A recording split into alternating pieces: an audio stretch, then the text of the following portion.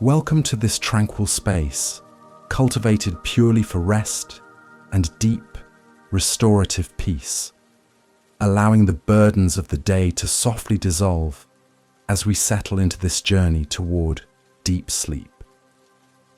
Tonight, we walk beside an old Zen monk named Kenshin,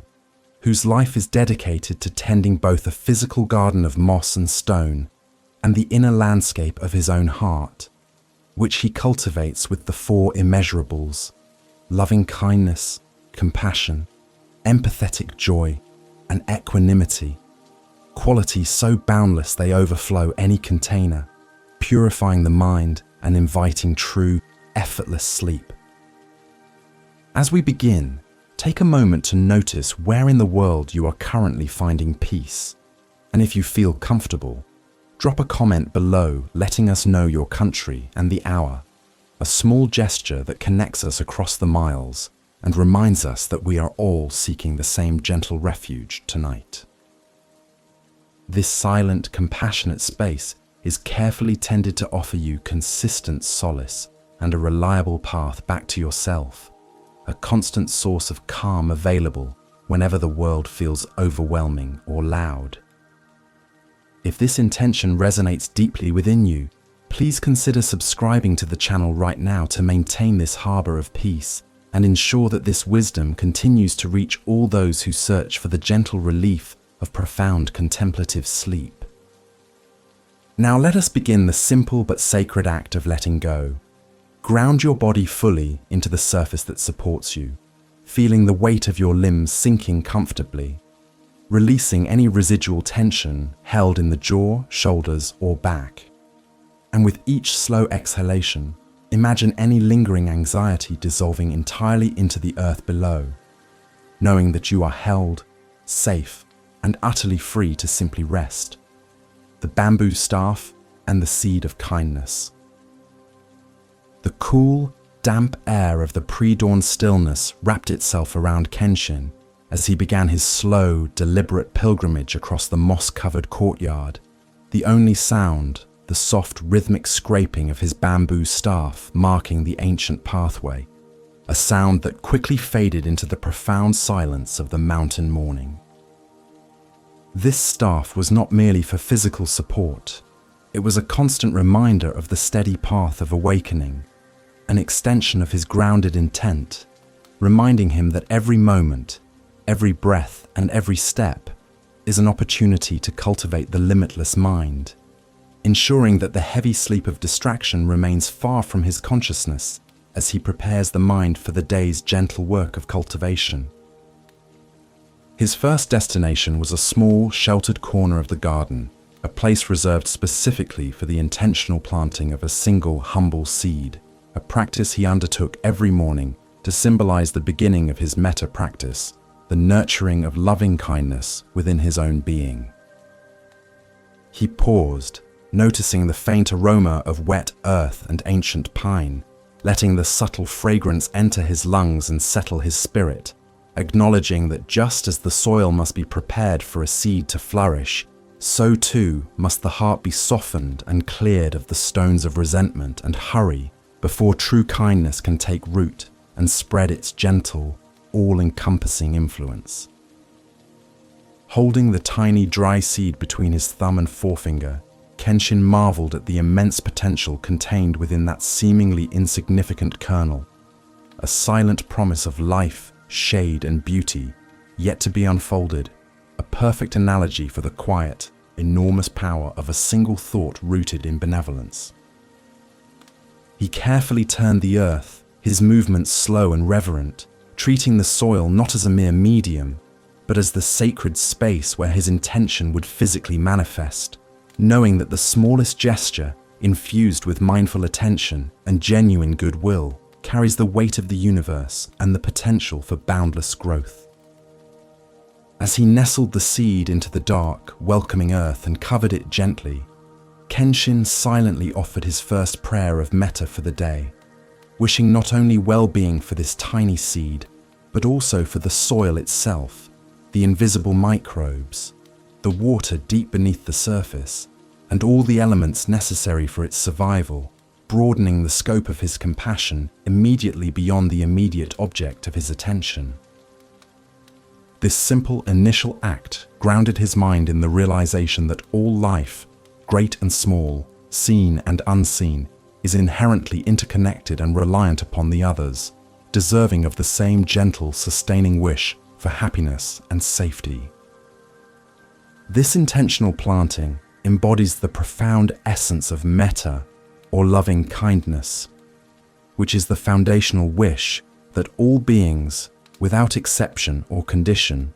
should be happy, free from suffering, and find true joy, a boundless benevolence that acts as the very bedrock of the spiritual life, supporting all other noble qualities. This quality requires no external validation or reciprocal return. It is a powerful, self-sustaining warmth generated entirely within the heart, a quiet, gentle flame that burns steadily, offering light and comfort indiscriminately to the entire landscape of existence, ensuring that no corner of the mind remains cold or dark. We join Kenshin now, allowing that same feeling of gentle warmth to expand from the center of our own chest, focusing on the soft rise and fall of the breath as we invite metta to soften the edges of any internal resistance, imagining that golden light radiating outwards, filling the space of your bedroom and extending far beyond, touching the sleeping world outside your walls with a quiet, unconditional blessing. Let this warmth melt away any tension you might be holding in your chest or stomach, acknowledging that the most crucial recipient of this kindness is always yourself, for true generosity flows naturally from a reservoir that is well tended and full. Next, Kenshin directs his metta toward the vast and anonymous ocean of neutral beings, all those people we pass in the street, those we rarely consider, the millions we will never meet, yet who are struggling, striving, and dreaming just like us, sharing the same fundamental vulnerability and desire for peace. He recognizes that limiting metta only to those we know and love creates boundaries in the heart, whereas extending kindness to the neutral effortlessly dissolves the restrictive walls of the ego, preparing the heart to accept the entire world exactly as it is, vast, complex, and deserving of unconditional goodwill. He allows the gentle, rhythmic sound of the distant temple bell, carried softly on the mountain breeze, to guide the expansive reach of his loving intention, knowing that metta is not an emotional surge, but a steady, deliberate act of the will, a constant, low-burning fire of acceptance that requires sustained, patient tending. The sound of the bell seems to affirm his practice, a resonant hum vibrating through the morning air, signifying that the kindness sown in this silent courtyard will soon ripple outward, touching the distant sleeping village and all the hidden creatures nestled in the forests. There is a timeless Zen saying that reminds us that the best time to plant a tree was 20 years ago, and the second best time is now. And Kenshin reflects that the same truth applies to the cultivation of the heart, urging us to recognize that the effort of benevolence must begin in this very moment, with this very breath, without waiting for ideal circumstances or perfection. The seed is planted now, the intention is set now, and the commitment to cultivate a boundless heart must be renewed with the dawn, ensuring that the garden of the spirit is never left fallow or unattended to the harsh weeds of cynicism and judgment. Satisfied that the seed of unconditional goodwill has been carefully placed and watered, Kenshin lifts his staff, his feet finding a renewed lightness in their step, the initial warmth of metta steady and clear within his core, guiding him onward to the small, circular lake where the second phase of his morning practice will begin, a deeper reflection on the boundless nature of the self. We follow his quiet, steady cadence, allowing our own pace to slow, releasing any final hurry, and moving toward the stillness of the water, preparing our minds for the calm observation of the self and the continuation of this journey into profound rest, the face reflected in the quiet lake. Kenshin reached the small circular lake hidden deeper within the monastery grounds, a body of water so still that the surface acted as a flawless mirror, reflecting the exact configuration of the towering ancient cedar trees and the pale, awakening sky above, offering a perfect, pristine canvas for self-observation. He knelt upon the smooth, cool river stones that lined the bank, noticing the subtle, earthy scent of the moist pebbles and the faint, sweet perfume of unseen water lilies floating nearby, settling his body into a posture of relaxed alertness, allowing the stillness of the environment to naturally quiet the constant internal chatter of his mind, preparing himself for the crucial, often challenging practice of directing metta toward the self. Gazing into the flawless reflection, Kenshin saw his own image, a face marked by time and countless seasons of rigorous practice, wrinkles etched around the eyes from years spent observing the impermanence of the world, and a quiet, persistent strength residing in the curve of his mouth, acknowledging the physical container that has carried his consciousness through this fleeting existence without judgment or vanity, recognizing it merely as an essential tool for the spiritual journey. This moment of confrontation with the reflected self is vital, reminding him that just as he wishes happiness for the seed, the traveler, and the distant world, he too is a vulnerable being deserving of the deepest, most unconditional kindness, free from the harsh self-criticism that often plagues the diligent practitioner. He began the slow, internal recitation of the metta phrases, focusing the powerful intention of loving kindness directly inward. May I be safe. May I be healthy. May I be free from inner and outer suffering. May I be at ease, allowing the syllables to dissolve the subtle shame or inadequacy that the ego often clings to, replacing those rigid structures with the fluid, boundless acceptance characteristic of the awakened heart. He felt a softening behind his eyes, a release of the deeply held tension often associated with striving and self-improvement, understanding that true peace is not found in achieving a future perfection, but in embracing the completeness of the present, flawed self with absolute uncompromising warmth. This self-directed loving kindness is the fertile ground from which all external compassion must ultimately spring. For a heart that refuses to nurture itself is a dry well, incapable of truly sustaining others without eventual depletion and burnout. A profound truth Kenshin learned through long years of attempting selfless service, while ignoring his own deepest needs. He understood that metta is not self-indulgence but self-preservation, a radical act of acceptance that confirms one's inherent worth and belonging in the vast tapestry of existence, ensuring that the kindness offered outward is genuine, steady, and truly inexhaustible because it originates from a place of deep, internalized self-respect and peace. He paused, observing a ripple spread across the surface of the lake, momentarily distorting his image, blurring the lines between the reflection and the reality, reminding him of the ultimate Buddhist truth of anatta, or non-self, the profound realization that the self he sees is merely a temporary aggregation of elements, always changing, never solid or fixed. This understanding further deepens his metta, shifting the object of kindness from a permanent I to the flowing conditional process of being, freeing him from the rigid attachments to identity that often create self-judgments and internal strife, allowing compassion to embrace the transient nature of all forms. The stillness returned to the water, and Kenshin focused again on the breath, the gentle in and out rhythm serving as the anchor for the practice, a quiet reassurance that the life force flows ceaselessly, independent of mental judgment or emotional turbulence, consistently renewing the possibility for presence and kindness.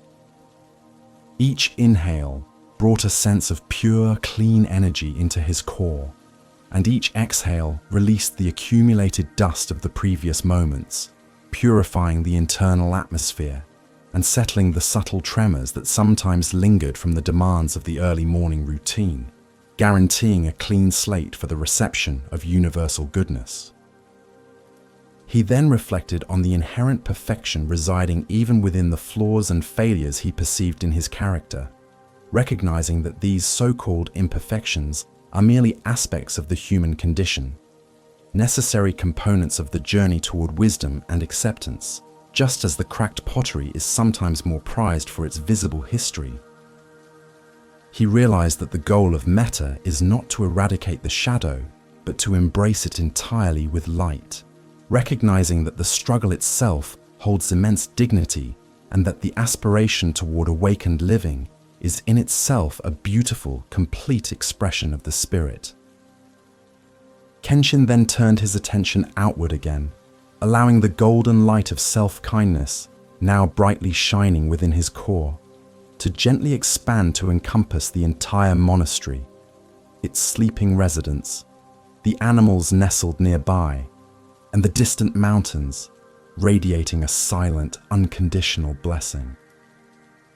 He visualized this light moving beyond the immediate physical boundaries, extending to all those souls who are currently struggling in the quiet privacy of their own minds, ensuring they receive a non-verbal message of hope and gentle companionship,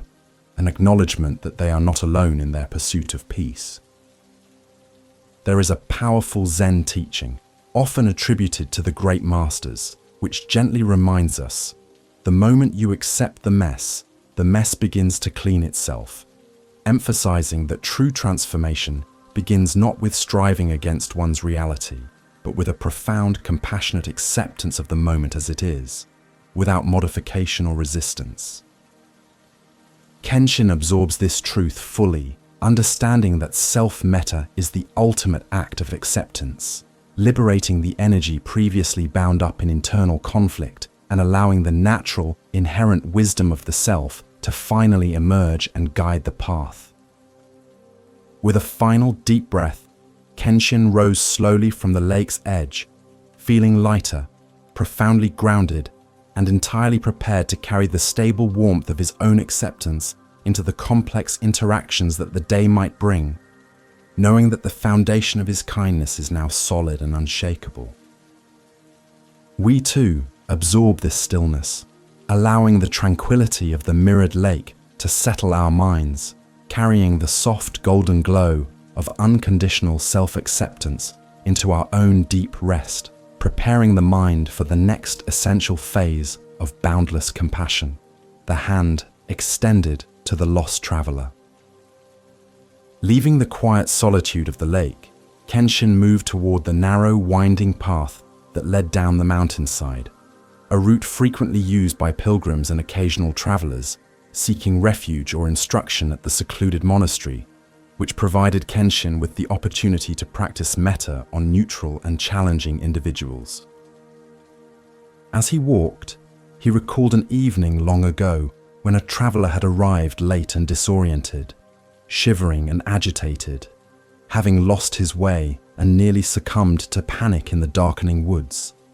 an event that sharply tested the monk's ability to sustain unconditional kindness under pressure. The traveler, whose name Kenshin never learned, had been deeply suspicious and rude upon arrival, viewing the monastery's peace with contempt and treating Kenshin's gentle hospitality with unwarranted cynicism and defensiveness, his fear manifesting as sharp, unnecessary words that pierced the evening quiet. Instead of retreating into personal offense, Kenshin consciously centered himself, breathing deeply into the warmth of the metta he had cultivated for himself earlier that morning, understanding that the traveler's harshness was not a personal attack, but merely a painful manifestation of his own deep internal suffering and exhaustion. Kenshin prepared a warm, simple meal of rice and steamed vegetables, placing the small tray before the traveler with deliberate slowness and reverence, treating this moment of service as a sacred ritual, maintaining a gaze of steady, unwavering compassion that recognized the human being beneath the rough, defensive exterior, silently repeating the benevolent intention, "May this person be free from their pain. May they find true rest." He knew that true kindness, metta, is fundamentally tested when the recipient is unable or unwilling to reciprocate, demanding a deeper, purer form of unconditional love. He understood that extending loving kindness to those who seem cold, indifferent, or even actively difficult is the most potent form of spiritual purification, forcing the heart to release its deep-seated preference for those who are easy to love, dismantling the insidious boundaries that separate us from them. This practice dissolves the restrictive cage of selective affection, transforming the heart from a small private garden into a vast open field capable of sustaining all manner of life, regardless of its beauty or inherent difficulty, ensuring that the practice remains universal and truly limitless. As the traveler slowly began to eat, the heat of the fire and the quiet presence of Kenshin began to melt the ice surrounding his heart, and he finally admitted, his voice rough with shame, that he felt utterly lost in his life and was taking his frustration out on the first peaceful thing he encountered. Kenshin simply nodded, not offering judgment or superficial advice, but merely providing the spaciousness of acceptance, demonstrating that metta is often expressed most powerfully through silence and non-reactive presence, confirming that the most healing gift is often the unwavering stability of an unconditionally kind heart. The monk reflected that metta is not about fixing or changing the other person, but about fundamentally altering the quality of one's own internal environment, refusing to allow external negativity to pollute the inner harbor of peace, maintaining a steady, clear state of internal refuge, regardless of the turbulence encountered on the outside. This realization provided Kenshin with immense freedom, enabling him to encounter the world's harshness with a profound gentleness, knowing that his benevolence serves as a protective shield for his own tranquility, and a quiet invitation for others to lay down their own weapons of defense. He allowed the traveler to rest in the sanctuary for the night, ensuring his comfort, and the next morning, the man left quietly, having only offered a small, sincere bow, an acknowledgement not of the food or the shelter, but of the profound, steady peace that Kenshin embodied, a silent recognition of the true gift of unconditional loving kindness. This memory served as a powerful testament to the transformative power of metta when extended to the neutral or the adversarial, proving that patience and warmth can slowly dissolve even the most hardened shell of fear and suspicion. Now, as we settle deeper into the narrative, we join Kenshin in extending this same limitless metta outward toward all those individuals in our own lives who might be causing us challenge or difficulty, those we might habitually categorize as other, breathing into the recognition that they, like the lost traveler, are simply suffering and striving for the same basic ease and happiness that we seek. We allow our hearts to soften toward their humanity, acknowledging that their unpleasant behavior is merely a painful symptom, not their core identity, and with each exhale, we send them a silent wish for freedom from their own inner turmoil. We close this meditation on metta by absorbing the central Zen principle. A flower knows only how to bloom. It does not choose who receives its fragrance. A beautiful metaphor urging us to practice kindness without selection or discrimination, allowing our inner goodness to simply emanate effortlessly, like the perfume of a blossom on the breeze. We secure this feeling of deep, unconditional warmth within our core, the foundational strength of the limitless heart, preparing our minds now for the subtle, yet distinct shift toward the next boundless state, the responsive compassion of karuna. the sound of the broken wind, the pain of compassion.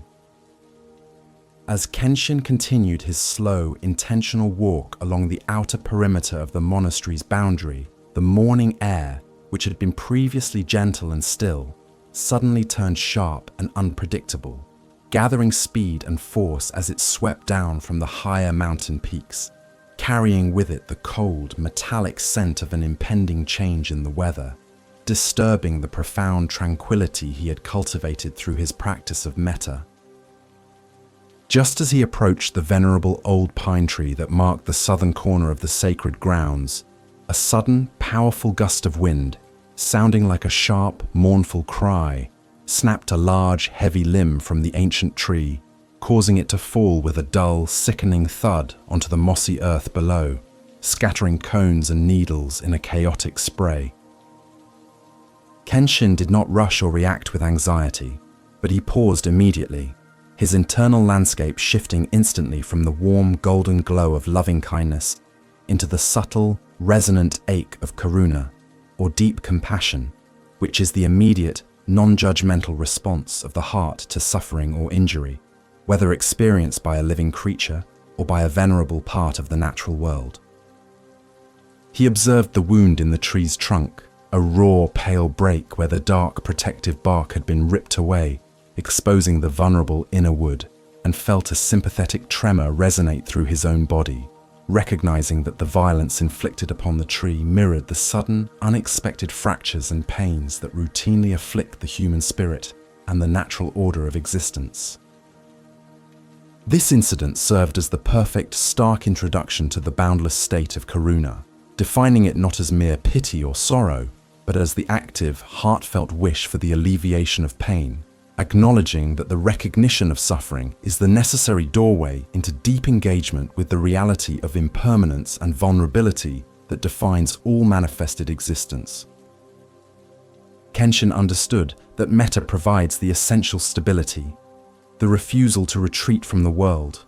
while karuna provides the dynamic energy, the motivation to approach the pain, to sit with it, and to offer whatever solace or aid is possible, transforming fear into profound, courageous tenderness. He knelt beside the fallen limb, running a gentle hand over the rough, scaly bark, absorbing the raw energy of the trauma that had just occurred, noticing how the suddenness of the event mirrors the unexpected tragedies that befall human lives, the sudden illness, the unexpected loss, the fracturing of trust, and confirming that suffering is not a personal failure, but an inherent, universal condition of entanglement in the physical world. This realization frees karuna from the heavy burden of judgment, replacing the common impulse to ask, "Why did this happen?" with the profound, simple question, "How can I help ease this?" A fundamental shift in perspective that transforms the heart's orientation toward reality. Kenshin then turned his gaze away from the immediate sight of the breakage and looked toward the distant, serene blue of the mountains, reflecting on how easily our minds become fixated on the visible, dramatic fracture while often ignoring the vast, silent sea of chronic, unseen pain that exists everywhere. The quiet struggles of neighbors, the anxieties of the students, the deep, persistent loneliness felt by many in the modern world. Karuna compels the awakened heart to maintain an active sensitivity, not only to the sudden loud cries of distress, but also to the subtle ongoing hum of universal affliction, broadening the scope of concern far beyond the immediate sensory experience. He mentally recited the invocation of compassion, projecting his intent not just onto the physical tree, but expanding it to embrace all beings currently experiencing fear, pain, loss, or distress. May all beings who are hurting find relief from their sorrow. May their pain be healed, allowing the sound of the wind, now retreating and whispering through the remaining branches, to carry this powerful wish across the landscape, feeling the profound, sympathetic vibration of the world's suffering within his own breast. yet maintaining a stable core of metta to prevent the feeling from becoming overwhelming or debilitating. In the Buddhist teachings, compassion is famously described as the trembling of the heart, the visceral, unavoidable reaction to the sight of suffering. But this trembling must be guided by wisdom, preventing it from descending into paralyzing sorrow or emotional paralysis, which is known as near enemy of compassion. Kenshin practices this balance perfectly. He feels the pain of the broken branch deeply, yet he remains firmly anchored in the immediate task of assessing and responding effectively, understanding that effective karuna requires clear action, not merely passive sympathy, transforming deep empathy into purposeful engagement with reality. The sheer scale of the limb required considerable effort to move, presenting a tangible, physical manifestation of the heavy burden of suffering that all beings carry. But Kenshin began the work slowly, deliberately, focusing entirely on the effort of removal, transforming his physical exertion into a moving meditation on the act of relief, recognizing that every small effort to alleviate one instance of pain contributes to the vast, ongoing purification of the collective consciousness. The rhythmic effort of his breath and muscles anchored him to the present moment, dissolving any mental resistance or aversion he might have felt toward the difficult, messy task at hand, making the removal of the branch an act of profound spiritual service. This moment of encounter with the broken tree reminds us, as practitioners, that the path of compassion requires us to bravely open our hearts to the world's pain without erecting protective barriers, moving past the common human tendency to avert our gaze from distress because it makes us uncomfortable, embracing the radical vulnerability required to truly care. Kenshin's quiet response teaches us that the highest form of karuna is not found in grand gestures, but in the focused, sustained attention given to the immediate task of easing pain, regardless of the scale, cultivating an enduring commitment to relief that defines the enlightened heart. We absorb the image of Kenshin kneeling beside the ancient tree, feeling the cold, raw air on our own skin, allowing the recognition of universal suffering to settle gently into our awareness, knowing that we have the immense capacity to hold this pain with tenderness and the steady resolve to wish for its end. We now transition with Kenshin into the practical action required by compassion, moving from the moment of recognition to the active engagement with the wounded form. Caring for the wounded branch, Kenshin fetched his small set of tools from the shed, a sharp, well-maintained saw, some natural twine made from hemp, and a jar of thick, protective balm mixed from beeswax and ancient herbs, tools that represented the quiet readiness required by a compassionate life, the preparedness to mend and soothe the inevitable wounds inflicted by time and chance. He approached the exposed wound on the massive trunk with great care, treating the non-sentient wood with the same reverence and meticulousness he would apply to a physical injury on a human being, recognizing the deep interconnectedness between all forms of life and the inherent dignity residing even in a damaged plant, thereby extending the boundaries of his ethical concern far beyond the conventional limits of feeling existence. His first task was to use the saw to carefully smooth the rough, jagged edges left by the violent snap, making a clean, intentional cut that would allow the tree's natural healing processes to begin unhindered. A deliberate action symbolizing the spiritual necessity of clearing away the debris and sharp remnants of a painful emotional event so that true recovery can take place.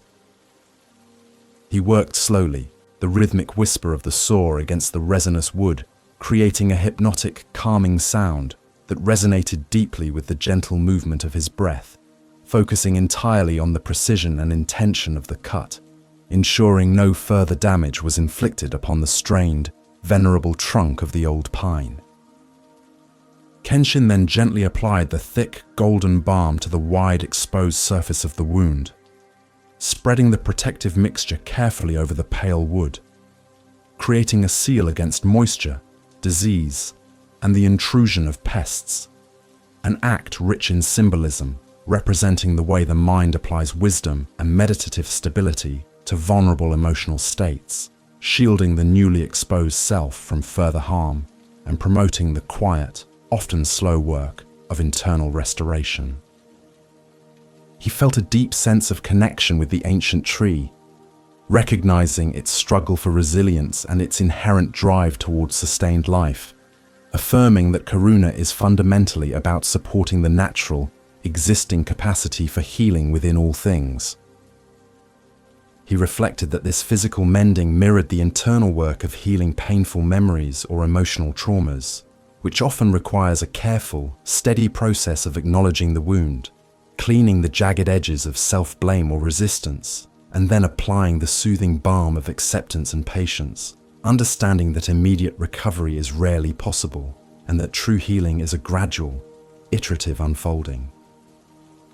The work demanded his complete presence, pulling his mind away from abstract philosophy and rooting him firmly in the tangible reality of the earth, wood, and balm, confirming that compassion is always an active, embodied state of being. Next, Kenshin turned his attention to the fallen limb itself, which was too heavy to discard, but could not remain lying haphazardly on the ground, creating an obstruction. Instead of viewing it as refuse, he recognized its potential for renewed purpose, carefully sawing the large branch into smaller, manageable sections that could be utilized as firewood for the monastery's communal hearth, or perhaps as raw material for woodworking projects. This transformation of the broken object into a source of warmth and utility served as a powerful metaphor for spiritual alchemy, demonstrating how pain and loss, when faced with compassion and wisdom, can be transformed from sources of sorrow into valuable lessons and resources for future growth. Through these detailed actions of care and renewal, Kenshin powerfully illustrates the core distinction between passive pity, which merely laments the misfortune of others, and true karuna, which engages proactively with the reality of suffering, seeking tangible ways to alleviate the condition or transform the resulting material into something meaningful. The monk's patient, focused work becomes a teaching in itself, demonstrating that the expression of compassion is found in the willingness to get our hands dirty, to confront the brokenness directly, and to apply gentle, sustained effort toward mending, restoring, or reusing the damaged parts of life. We too absorb this lesson of active compassion, allowing the slow, rhythmic sound of Kenshin's saw and the gentle scent of the herbal balm to fill our meditative space, visualizing the careful mending of any broken spaces within our own lives or the lives of those we hold dear, extending a gentle, firm resolve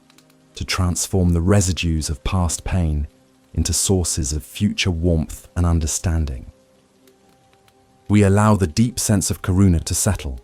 resting in the quiet, supportive strength that comes from knowing we have the capacity not just to feel pain, but to actively participate in the profound process of healing, the echo of sorrow in the distant village. Having completed the meticulous physical work of caring for the old pine tree, Kenshin retreated to the quiet stillness of the veranda, resting his body and allowing the slow, rhythmic ache of his muscles to settle into a comfortable, present moment awareness, a subtle reminder of the profound effort required by genuine compassion. And as the sounds of his physical labor faded, his attention naturally sharpened to the more subtle acoustics of the world around him.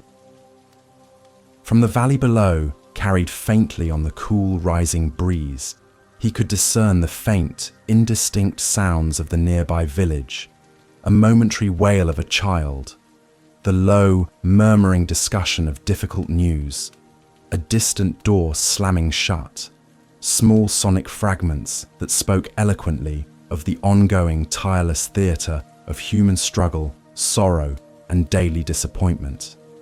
A testament to the persistent need for the soothing presence of karuna in the vast, interconnected web of existence. This faint echo of human tribulation, though indistinct in its origin, served as Kenshin's call to practice universal compassion,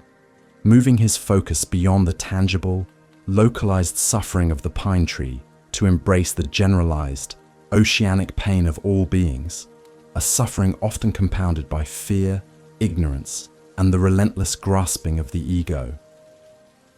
He understood that the compassionate heart cannot merely tend to the wounds visible right before it,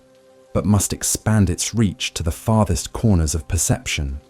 recognizing the shared, fundamental reality that wherever life exists, there is a vulnerability to pain, a profound need for relief, and a quiet longing for kindness that transcends language and cultural barriers, linking all sentient beings in a silent, continuous plea for peace. Kenshin settled into a formal seated meditation, employing the profound and ancient Buddhist practice known as Tonglen, or taking and giving,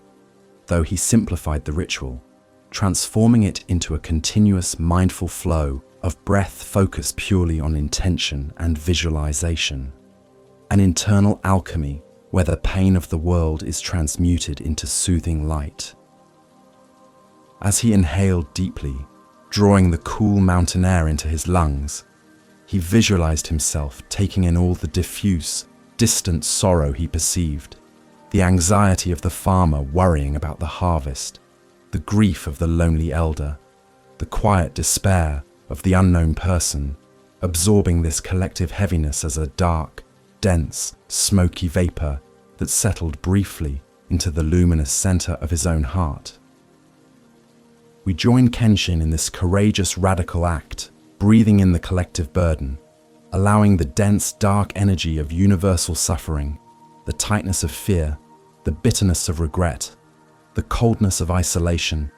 to flow gently into our own internal landscape, visualizing this absorbed pain as a thick, swirling fog that momentarily darkens the space behind our breastbone, acknowledging without resistance or aversion the sheer scale of the world's enduring affliction. This is the ultimate test of karuna. The willingness to momentarily host the unwieldy, uncomfortable reality of pain, not to become depressed by it, but to provide a temporary, safe space where that heavy energy can be received and contained by the unwavering strength of our meditative stability. As the dark energy rests momentarily within the core of Kenshin's being, it encounters the limitless, incandescent light that he had cultivated earlier through the practice of metta, the boundless loving kindness that serves as the inexhaustible furnace of spiritual transformation, instantly purifying the smoky residue of the absorbed sorrow. This internal exchange is immediate and automatic, a perfect illustration of how compassion is powered by benevolence, demonstrating that we do not absorb suffering simply to hold it, but to subject it to the intense heat of non-judgmental acceptance, transforming it from a toxic burden into raw, neutral energy ripe for redistribution as a healing force. Upon the slow, complete exhalation, Kenshin reverses the flow, visualizing the release of a brilliant, soothing, infinitely lighter energy that carries the pure wish for comfort, ease, and profound relief, a soft, radiant vapor that dissolves the distance between him and the source of suffering, flowing effortlessly outward toward the village and beyond. This intentional release is not just air, but concentrated healing intent, the profound desire for all beings to be free from the causes of their pain, reaching those who are lost in fear, those immobilized by grief, and those struggling simply to endure another day, offering the silent, powerful message that they are seen, they are cared for, and their burden is momentarily lightened by the grace of shared humanity. Kenshin meticulously guards against the near enemy of karuna, which is pity or sentimental sorrow, a state characterized by a sense of superiority or an emotional collapse that renders one incapable of effective action. Recognizing that true compassion must be anchored in the steadfast equanimity of upekkha, the fourth Brahma-vihara, maintaining the inner balance required to face the reality of suffering without being swept away by its overwhelming emotional tides. If the heart trembles too violently with pity, the practitioner becomes another victim, adding to the world's pain rather than alleviating it. Therefore, the intention must remain clear and focused, to wish for relief while accepting the reality that some suffering persists beyond our immediate control. The practice of universal compassion requires immense courage, the bravery to allow the heart to become porous to the vast, uncomfortable reality of existence, discarding the protective shell of self-interest and emotional insulation that society often encourages, and embracing the risk of deep, authentic feeling.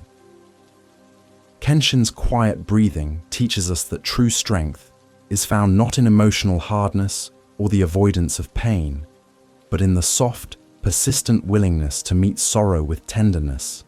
transforming the act of witnessing pain from a burden into an act of liberating service that reaffirms the profound interconnection of all life within the universe.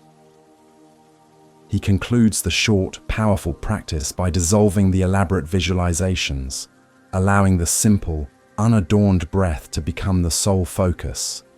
resting contentedly in the residual peace that follows such a profound exertion of spiritual energy,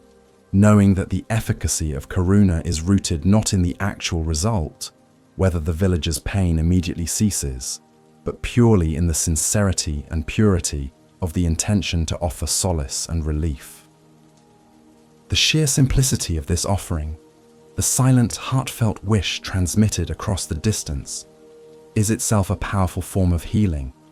a quiet affirmation of the dignity of care. We settle now, breathing deeply with Kenshin, recognizing the profound, humbling truth that our deepest connection to one another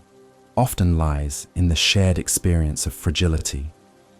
the awareness that we are all walking the path of impermanence, susceptible to the winds of change and chance, and that this shared vulnerability is not a source of weakness, but the very foundation upon which the boundless strength of karuna is built, binding all of us together in a vast, silent network of mutual care and support, preparing our minds for deep, restorative rest, the gentle strength of unflinching care. Allowing the subtle energy of his Tonglen practice to diffuse gently through his system, Kenshin rose slowly from the veranda and returned to the deeply shaded area beneath the towering cedar tree, where the air was heavy with the sweet, damp scent of ancient wood and moss, settling his body into a stable, comfortable posture for a period of extended rest, consciously observing the lingering sensations of his physical labors, the pleasant stiffness in his shoulders, the warm pull in his lower back, treating these mild physical discomforts with the very same gentle, non-averse attention that he had just directed toward the deep pain of the distant world. He understood that compassion, in its fullest expression, must first be applied unflinchingly inward, granting acceptance to the natural aches and transient imperfections of his own aging vessel. He recognized the intrinsic link between physical pain and psychological suffering, noting how easily the mind resists discomfort, turning a simple, temporary bodily sensation into a source of mental friction and resistance, thereby amplifying the experience of suffering far beyond the initial stimulus. This constant mental aversion, the desire for things to be other than they are, is the fundamental fuel of chronic dissatisfaction, a habit Kenshin sought to dismantle through the consistent application of mindful karuna toward himself, meeting every flicker of discomfort with an open, soft willingness, transforming the sensation from an enemy to a respected, temporary guest in the vast expanse of his awareness. This deep philosophical insight leads directly to the core Buddhist teaching that true suffering does not come from the pain itself, which is inevitable in a changing world, but from the fierce, relentless attachment to the notion that we should not be in pain or that we deserve permanent comfort. A resistance that creates a secondary mental layer of anguish far heavier than the original physical or emotional sensation. Karuna serves as the crucial antidote to this attachment, encouraging the practitioner to respond to the raw reality of pain with the profound tenderness of a devoted nurse, offering silent support and the sincere wish for relief, thereby stripping the experience of its power to generate psychological turmoil. Kenshin closed his eyes, allowing the darkness behind his eyelids to deepen, and began to visualize his breath flowing into any area of residual tension or tightness, the slight clenching in his jaw, the subtle knot in his abdomen, mentally whispering the phrase of compassion. May this tightness be eased. May this body be well. This act of self-directed karuna is essential, for without a deep foundational acceptance of our own flawed, vulnerable nature, our outward attempts at compassion often become tainted by hidden expectations, subtle martyrdom, or the unconscious desire to fix others in order to avoid confronting our own unresolved pain. He recalled the wisdom of the Zen masters who teach that peace is not achieved by fighting against reality, but by surrendering gracefully to the immediate facts of existence. The fact that the branch broke, the fact that pain exists, the fact that change is constant. Understanding that this surrendering is not a passive defeat, but the most powerful form of active acceptance, a refusal to waste energy on futile resistance. The compassionate heart knows when to act, as he did with the saw and balm, and when to simply rest and accept, allowing the natural internal forces of resilience and healing to take their own slow, deliberate course toward integration and eventual restoration. Kenshin gazed at the large grey river stones placed carefully around the base of the cedar, observing how they simply rested, enduring the dampness of the shade and the intensity of the sun without preference or judgment, symbolizing the enduring, unbiased stability required for profound upekkha, the equanimity that must underpin karuna. Just as the stones endure the full spectrum of weather, the compassionate mind endures the full spectrum of human experience, joy and sorrow, praise and blame, without being pulled into reactivity, maintaining its essential stillness while extending aid and comfort as needed. Compassion, therefore, is not a feeling of pity, but a profound, active relationship with the reality of interbeing, serving as the connective tissue that dissolves the illusion of separation between the self and the other, acknowledging that the suffering observed in the world is fundamentally the same quality of pain that resides within us. This realization transforms karuna into the essential sharp blade that cuts through the isolating shell of the ego, compelling us to reach out, to touch, and to affirm the shared vulnerability of the human condition,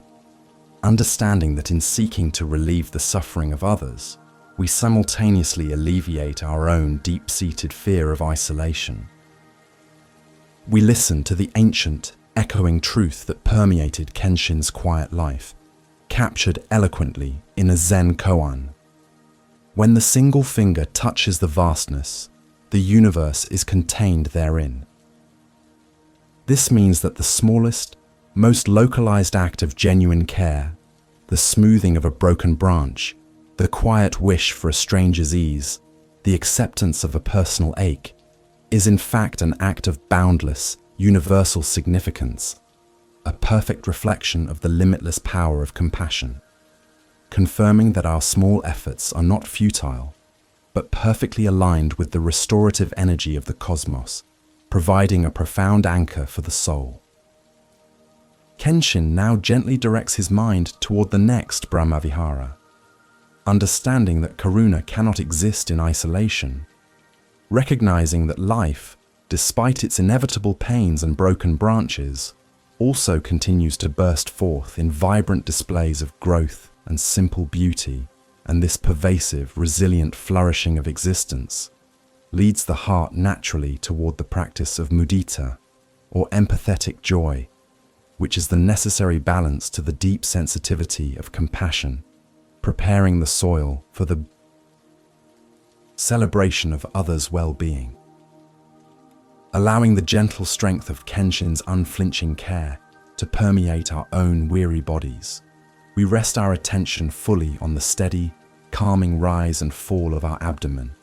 releasing any residual tension held within the muscles of the face and neck, preparing the mind for the slow, deep descent into restorative sleep, knowing that the strength to face the world's pain comes from this inner harbor of quiet stability and soft, unwavering acceptance. The Festival of Lanterns and the joy of distant light. As the deep, meditative silence surrounding the practice of karuna began to soften, Kenshin allowed his gaze to drift upwards, noting how the oppressive weight of the day's earlier contemplation, the empathetic bearing of shared human sorrow, was now gradually giving way to the gentle, persistent upward surge of evening light filtering through the ancient cedar boughs, a natural and subtle shift in the energy of the world. The intense, focused effort required to encounter and absorb suffering required an equally profound release, and the mind, much like the changing seasons, instinctively sought restoration in lighter, more vibrant domains of experience, subtly guiding Kenshin's awareness away from the shadows and toward the illumination that was already beginning to gather, preparing his heart for the next vital quality of the boundless mind, mudita, the pure and unselfish joy in the happiness of others. The transition was catalyzed by a palpable change in the atmosphere below the monastery walls, where the small, scattered sounds of daily village life were rapidly being replaced by a more sustained, anticipatory hum. The murmur of excited voices, the distant rhythmic tapping of wood, the playful, high-pitched laughter of children, all combining to signal the imminent arrival of a local autumnal festival, a spontaneous celebration of the harvest and the simple continuation of life. Kenshin adjusted his seated posture, allowing his perception to become a receptive membrane for these signs of collective cheer. Recognizing that just as he had responded to the tremors of pain with compassion, he must now respond to the vibrations of communal joy with equal intensity and open-heartedness, refusing to allow his previous immersion in suffering to render him insensitive or aloof to the flourishing of life. This natural movement towards celebration serves as our introduction to the profound practice of mudita, often translated as sympathetic or empathetic joy, which is perhaps the most delicate and easily corrupted of the four limitless states, demanding a radical transparency of the heart to genuinely celebrate another's good fortune without the intrusion of egoistic comparison. Mudita requires us to actively dissolve the self-imposed boundaries between my happiness and yours, recognizing that any instance of thriving, success, or simple contentment anywhere in the universe inherently contributes to the total well-being of the whole, thereby becoming a legitimate cause for our own personal rejoicing, regardless of our proximity or involvement in the event itself.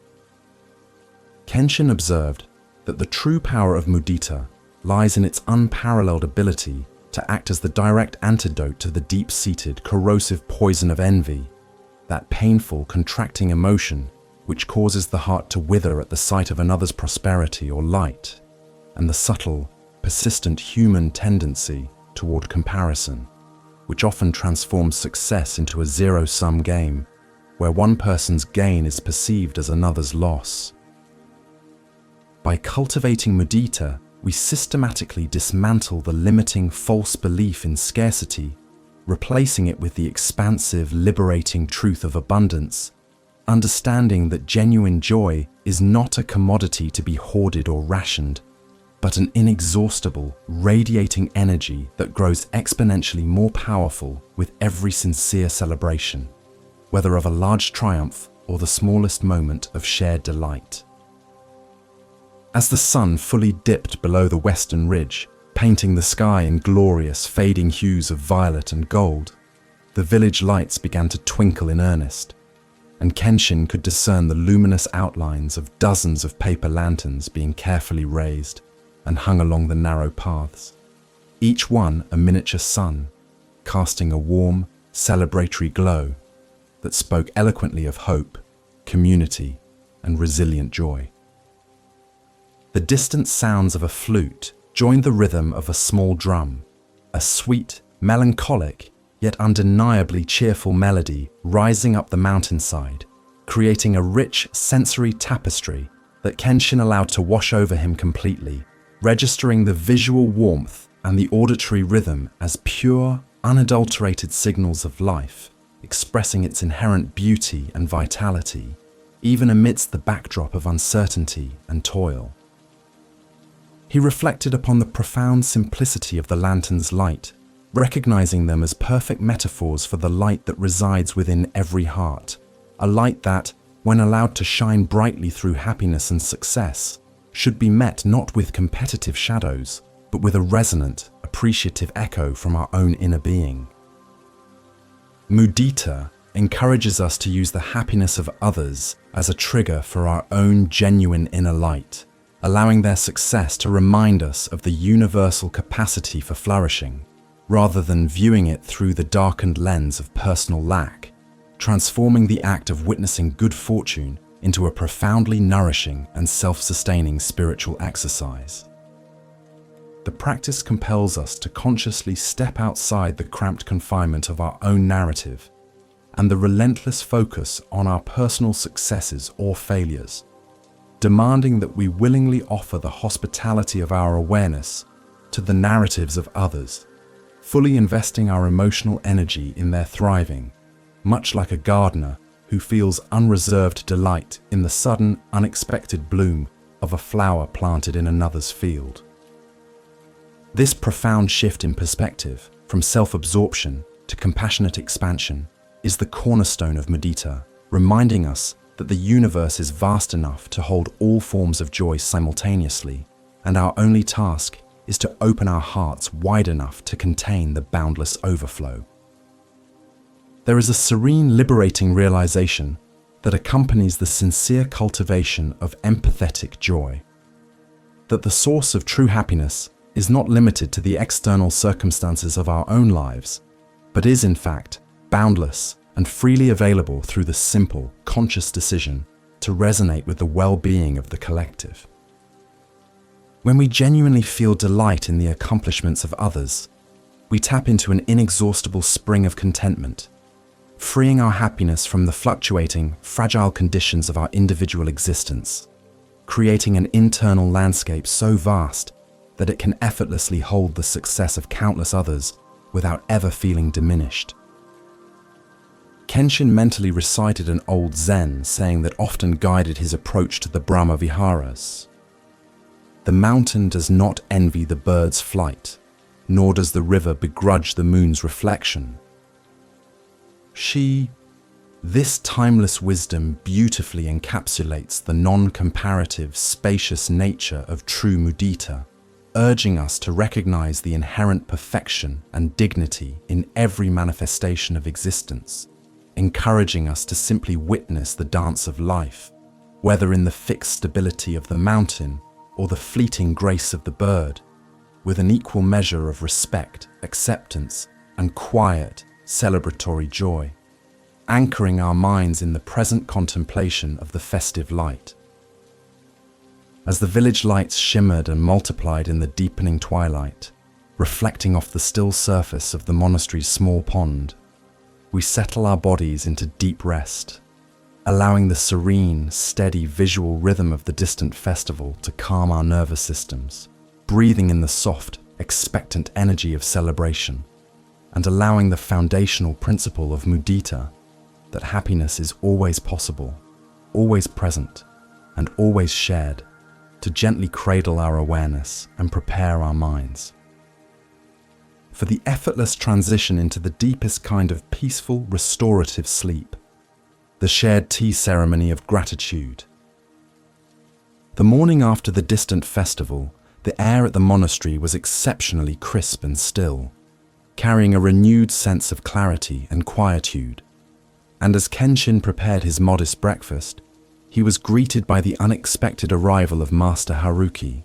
an old colleague known for his wise humor and gentle disposition, who had walked a long distance to share news of a successful undertaking he had recently completed in a distant province, the establishment of a much-needed school and refuge for displaced children, an endeavor Kenshin knew had been years in the planning and had faced numerous daunting logistical obstacles. This personal, tangible instance of profound success, brought right to the monastery's doorstep, provided Kenshin with the perfect, immediate opportunity to move mudita from abstract principle into a concrete, heartfelt practice of shared, unreserved joy. Kenshin immediately set aside his work and began the slow, deliberate process of the tea ceremony, transforming the simple act of preparing 2 bowls of rich, earthy matcha into a ritualized expression of focused attention and honor, ensuring that every movement, the precise heating of the water, the gentle whisking, the careful presentation of the bowls, was carried out with the utmost respect for the moment and for the honored guest. This meticulous, unhurried attention to detail signaled his deep, sincere investment in Master Haruki's presence and, more importantly, his genuine, non-competitive delight in the news of the school's flourishing, emphasizing that mudita is always expressed through presence and focused intention, elevating the simple sharing of resources into an act of deep spiritual connection. As the steam rose gently from the verdant bowls, Master Haruki recounted the long, arduous journey of planning, the moments of deep doubt, and the ultimate, surprising ease with which the final resources came together, allowing the project to not only succeed, but to exceed all original expectations, describing the bright faces of the children, now safely housed and educated. Kenshin listened with complete, focused absorption, not merely hearing the words, but deeply resonating with the texture of effort and the final profound relief in Haruki's voice, allowing the feeling of accomplishment to flow freely into his own heart, celebrating the success of the refuge as if the bricks had been laid by his own hands and the relief was entirely his own. Kenshin's immediate and pure response, a spontaneous smile that reached his eyes, a deep bow of genuine congratulation, and the quiet, sincere phrase of gratitude was the perfect embodiment of mudita in action, demonstrating the ease with which a fully cultivated heart can bypass the common, corrosive pitfall of human comparison. Had Kenshin viewed his own solitary life as a failure compared to Haruki's grand visible achievements, the joy would have curdled into resentment, or at best, patronizing pity. But by recognizing that the vastness of the Dharma allows for infinite paths of service, he saw Haruki's success not as a measure of his own lack, but as a pure, bright reflection of the universal capacity for goodness, a confirmation that the world is indeed moving toward greater light. This shared moment beautifully illustrates the crucial distinction between empathetic joy and mere politeness or feigned enthusiasm, revealing the internal work required to fully eliminate the competitive ego, which is always waiting to interject phrases like, "I could have done that better," or "Why didn't that success happen to me?" Mudita demands a radical humility, requiring the practitioner to silence the inner monologue of comparison,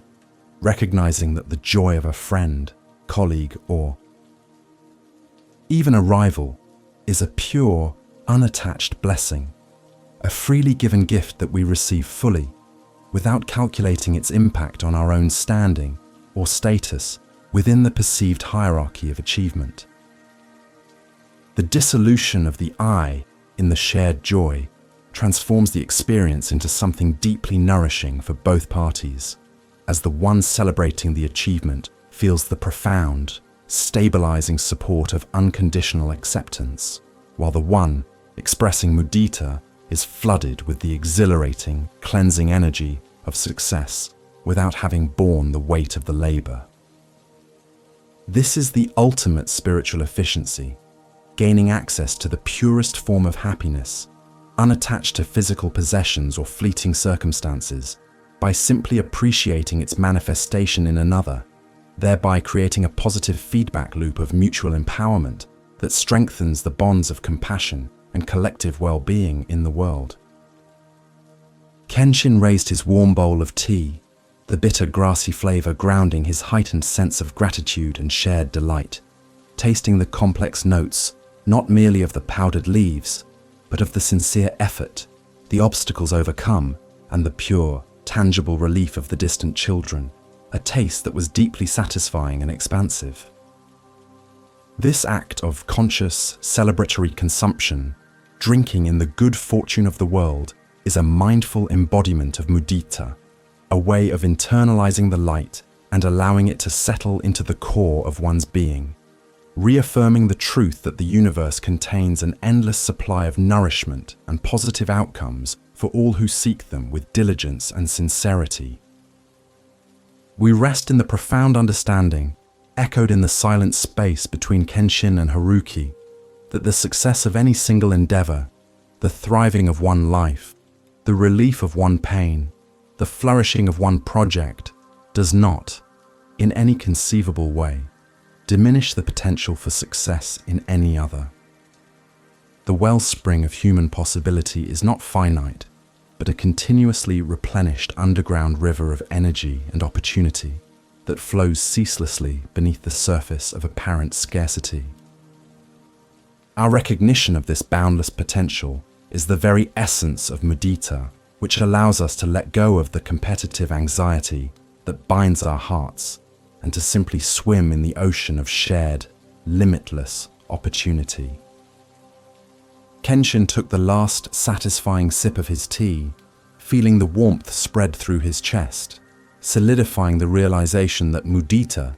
when deeply cultivated, moves beyond the personal celebration of friends to become a generalized, pervasive attitude of appreciation for the existence of goodness itself, regardless of where it manifests, whether in the resilience of a small flower pushing through stone, the quiet kindness of a stranger, or the grand success of an ambitious project. This appreciation of all thriving life sets the stage for the final anchoring state of the boundless mind, upekkha, the ultimate stability required to hold all these experiences, joy and sorrow, in perfect, unbiased balance. As we relax into the quiet comfort of this shared moment, imagining the warmth of the tea and the light of that distant school, we allow the sweet, expansive energy of mudita to wash over our entire being,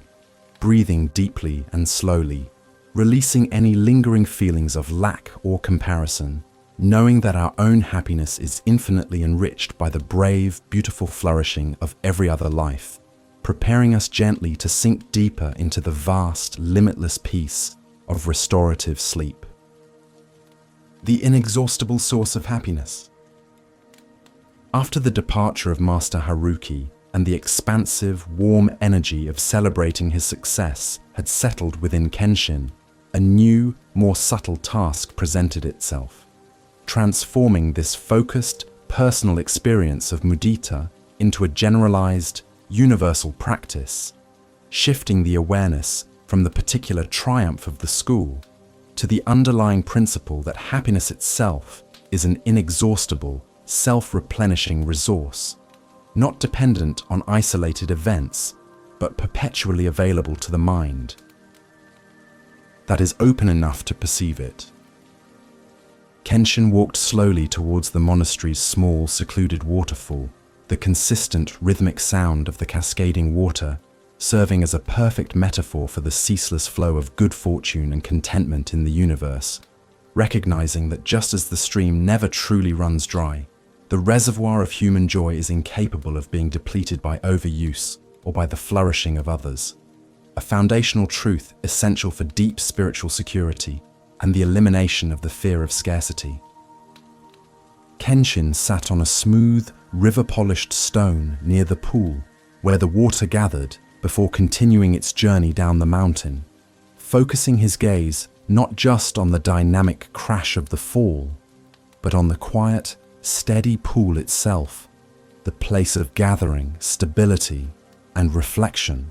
recognizing the profound difference between the dramatic, momentary spikes of external success and the persistent, stable core of inner contentment, which truly sustains us through the cycles of life. He began a visualization practice, imagining the pure, clear water of the pool as the collective happiness of all beings, noting how, even as vast quantities of water flowed out and down toward the valley, the pool remained consistently full, constantly renewed by the infinite source hidden higher up the mountain, a deep lesson on the non-finite nature of success and the liberating capacity of the open heart. He extended this meditative imagery by visualizing the happiness of every sentient being, every simple delight, every accomplishment, every moment of relief from suffering, as a luminous, warm drop of liquid light, recognizing that as each being achieved contentment or reached a moment of joyful realization, that light seamlessly added itself back to the infinite reservoir, making the whole system richer and brighter for all, instead of subtracting from the finite whole. This practice actively rewired the instinctual, clinging mind away from the competitive mindset that assumes a limited pie of resources and towards the profound, expansive realization that the very act of celebrating happiness in another simultaneously generates and attracts more happiness into one's own life, establishing a virtuous, self-sustaining loop of well-being.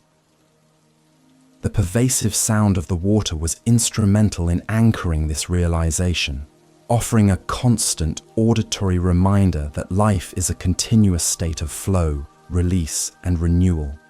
urging Kenshin to release the mental grip on fixed, static expectations about what happiness should look like or where it should come from,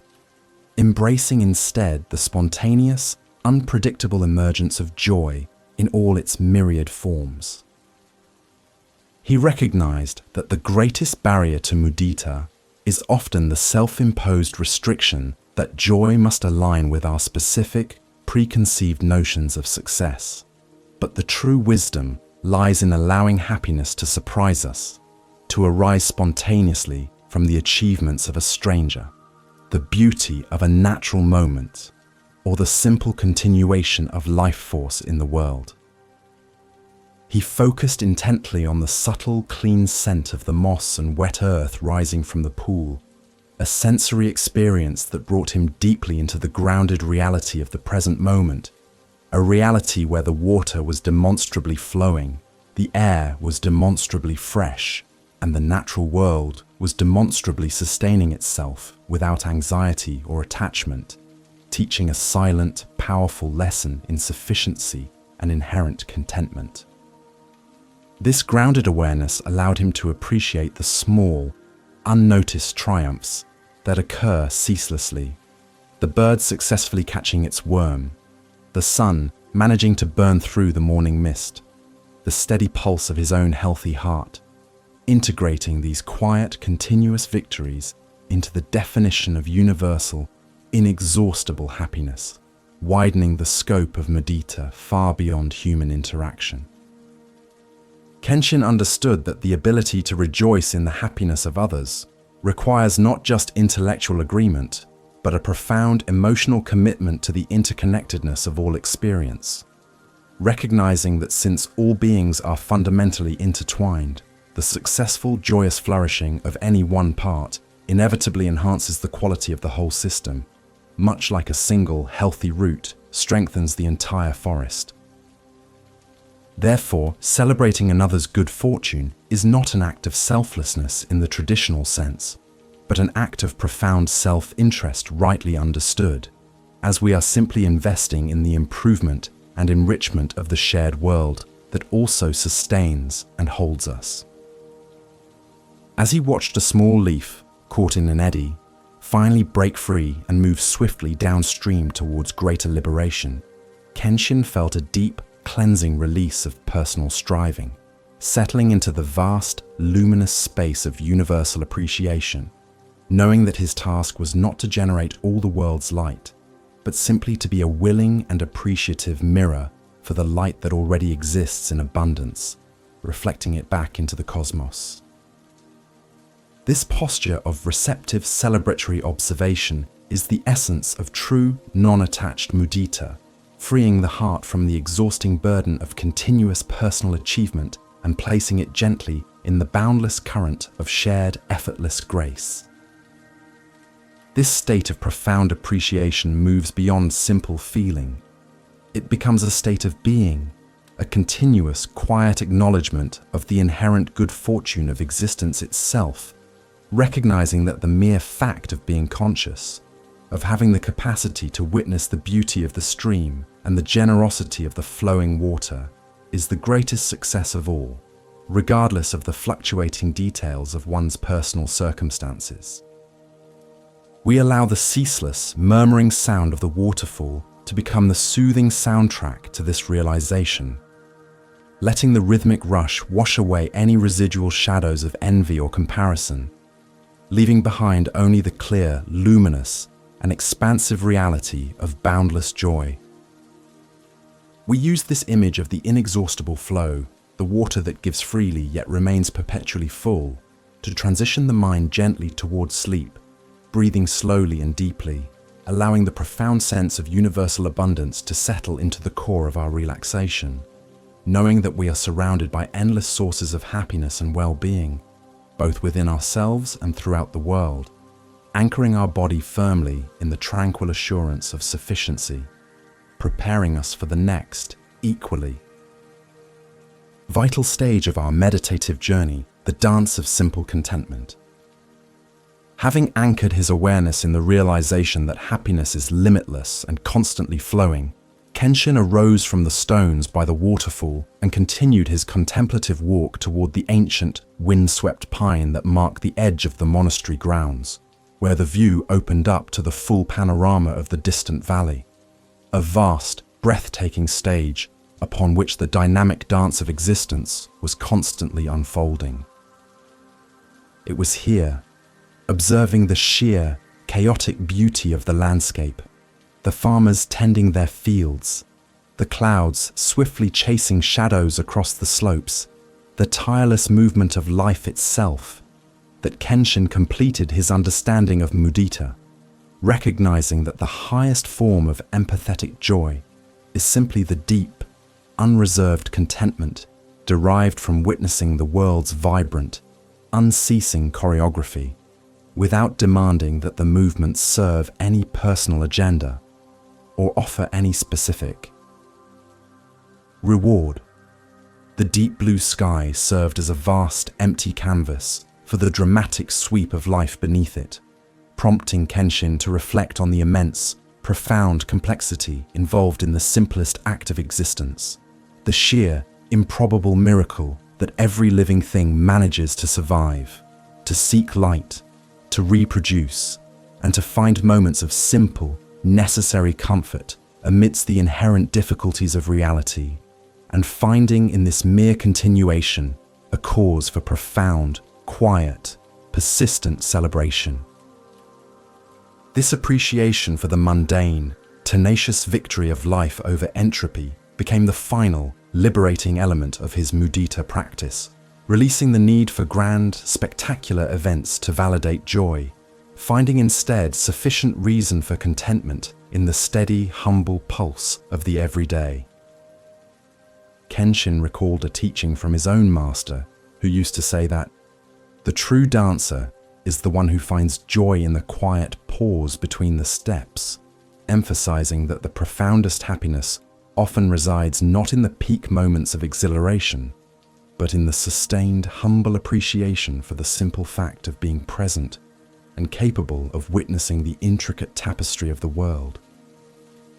This quiet contentment serves as the stabilizing force of mudita, preventing the empathetic joy from becoming emotionally volatile or dependent on the constant stream of good news, grounding it instead in the deep, unwavering acceptance of life's perpetual motion, a gentle, sustained sense of satisfied observation. He watched a small, solitary butterfly fluttering erratically but determinedly across the wide vista, its delicate wings struggling slightly against the persistent mountain breeze, and found in its small, resolute journey a perfect resonance of empathetic joy, a feeling of tender, expansive delight in the inherent life force and struggle of the small creature, wishing it well without the need for intervention or attachment to its final destination. This ability to witness the struggle and the grace of another being and simply send out a silent wave of appreciative, encouraging energy is the profoundest expression of mudita, moving beyond specific outcomes and focusing solely on the pure dignity of existence itself. The Zen coda of mudita, often quoted by Kenshin, appeared in his mind, summarizing this peaceful, unattached celebratory state. When you stand on the precipice, only the wind dances. When you sit in the garden, every single leaf dances. This wisdom reminds us that the ability to perceive and resonate with the joy and movement of the universe is entirely dependent upon the stillness and presence we bring to the moment. The external world is always dancing, always manifesting reasons for celebration. But our perception is limited only by the turbulence and contraction of our own minds, emphasizing that mudita is fundamentally an internal practice of opening and softening the self. Kenshin spent several quiet, unhurried moments simply breathing in the vastness of the view, allowing the immense, unbroken horizon to serve as a visual anchor for the boundlessness of the joy he was cultivating, consciously dissolving the conceptual boundaries that might try to limit where or when happiness is permitted to exist, confirming that the universe is inherently predisposed toward flourishing, and our role is simply to be a generous witness and appreciative participant in this ongoing, spontaneous celebration. This deep acceptance of the world's inherent goodness solidifies mudita as an essential protective force against cynicism and weariness, maintaining the vitality required for compassionate action. The cultivation of this unattached, pervasive contentment, the joy in the dance of simple existence, now completes the third stage of our journey into the boundless states, leaving Kenshin's mind feeling light, expansive, and energetically renewed, but also slightly lifted above the grounded reality of the present moment, an experience which naturally necessitates the stabilizing counterpoint of upekkha. We gently allow the joyful, expansive feelings of mudita to settle and diffuse throughout our body, bringing a soft smile to our facial muscles and a gentle warmth to our chest, preparing the nervous system to receive the profound, anchoring peace of equanimity, the unshakable foundation that allows the heart to hold both sorrow and celebration in perfect, unbiased balance, leading us into the final contemplation of the four qualities. As we move toward the next crucial stage of our meditative repose, we breathe slowly and deeply, letting the image of the wide, dancing landscape soften and blur at the edges of our mind's eye, allowing the sweet, unattached contentment of mudita to gently guide our physical body toward effortless, deep relaxation, preparing our awareness to receive the profound, steady rest that awaits in the final, balancing state of upekkha, the tranquil core of all experience. The stone statue and stability. As the vibrant, expansive energy of empathetic joy began to gently subside, Kenshin felt a natural pull toward grounding, a deep, intrinsic need for balance that arises after any great emotional opening, and so he left the wide, sunny vista of the mountain edge and turned his steps toward the monastery's oldest, most secluded spot, where a large moss-covered granite statue of an ancient bodhisattva sat unmoving beneath a low, sweeping branch of cypress, a figure that had witnessed centuries of changing seasons, political turmoil, and the fleeting drama of human lives. The air in this shaded grove was significantly cooler, carrying the dense, earthy scent of accumulated dampness and deep shade, a palpable shift from the light, airy joy of the previous meditation, providing the perfect environmental cue for the mind to transition from outward celebration toward the inward, profound stability of equanimity, the fourth and final boundless state, known in Pali as upekkha. The statue itself was a testament to enduring patience,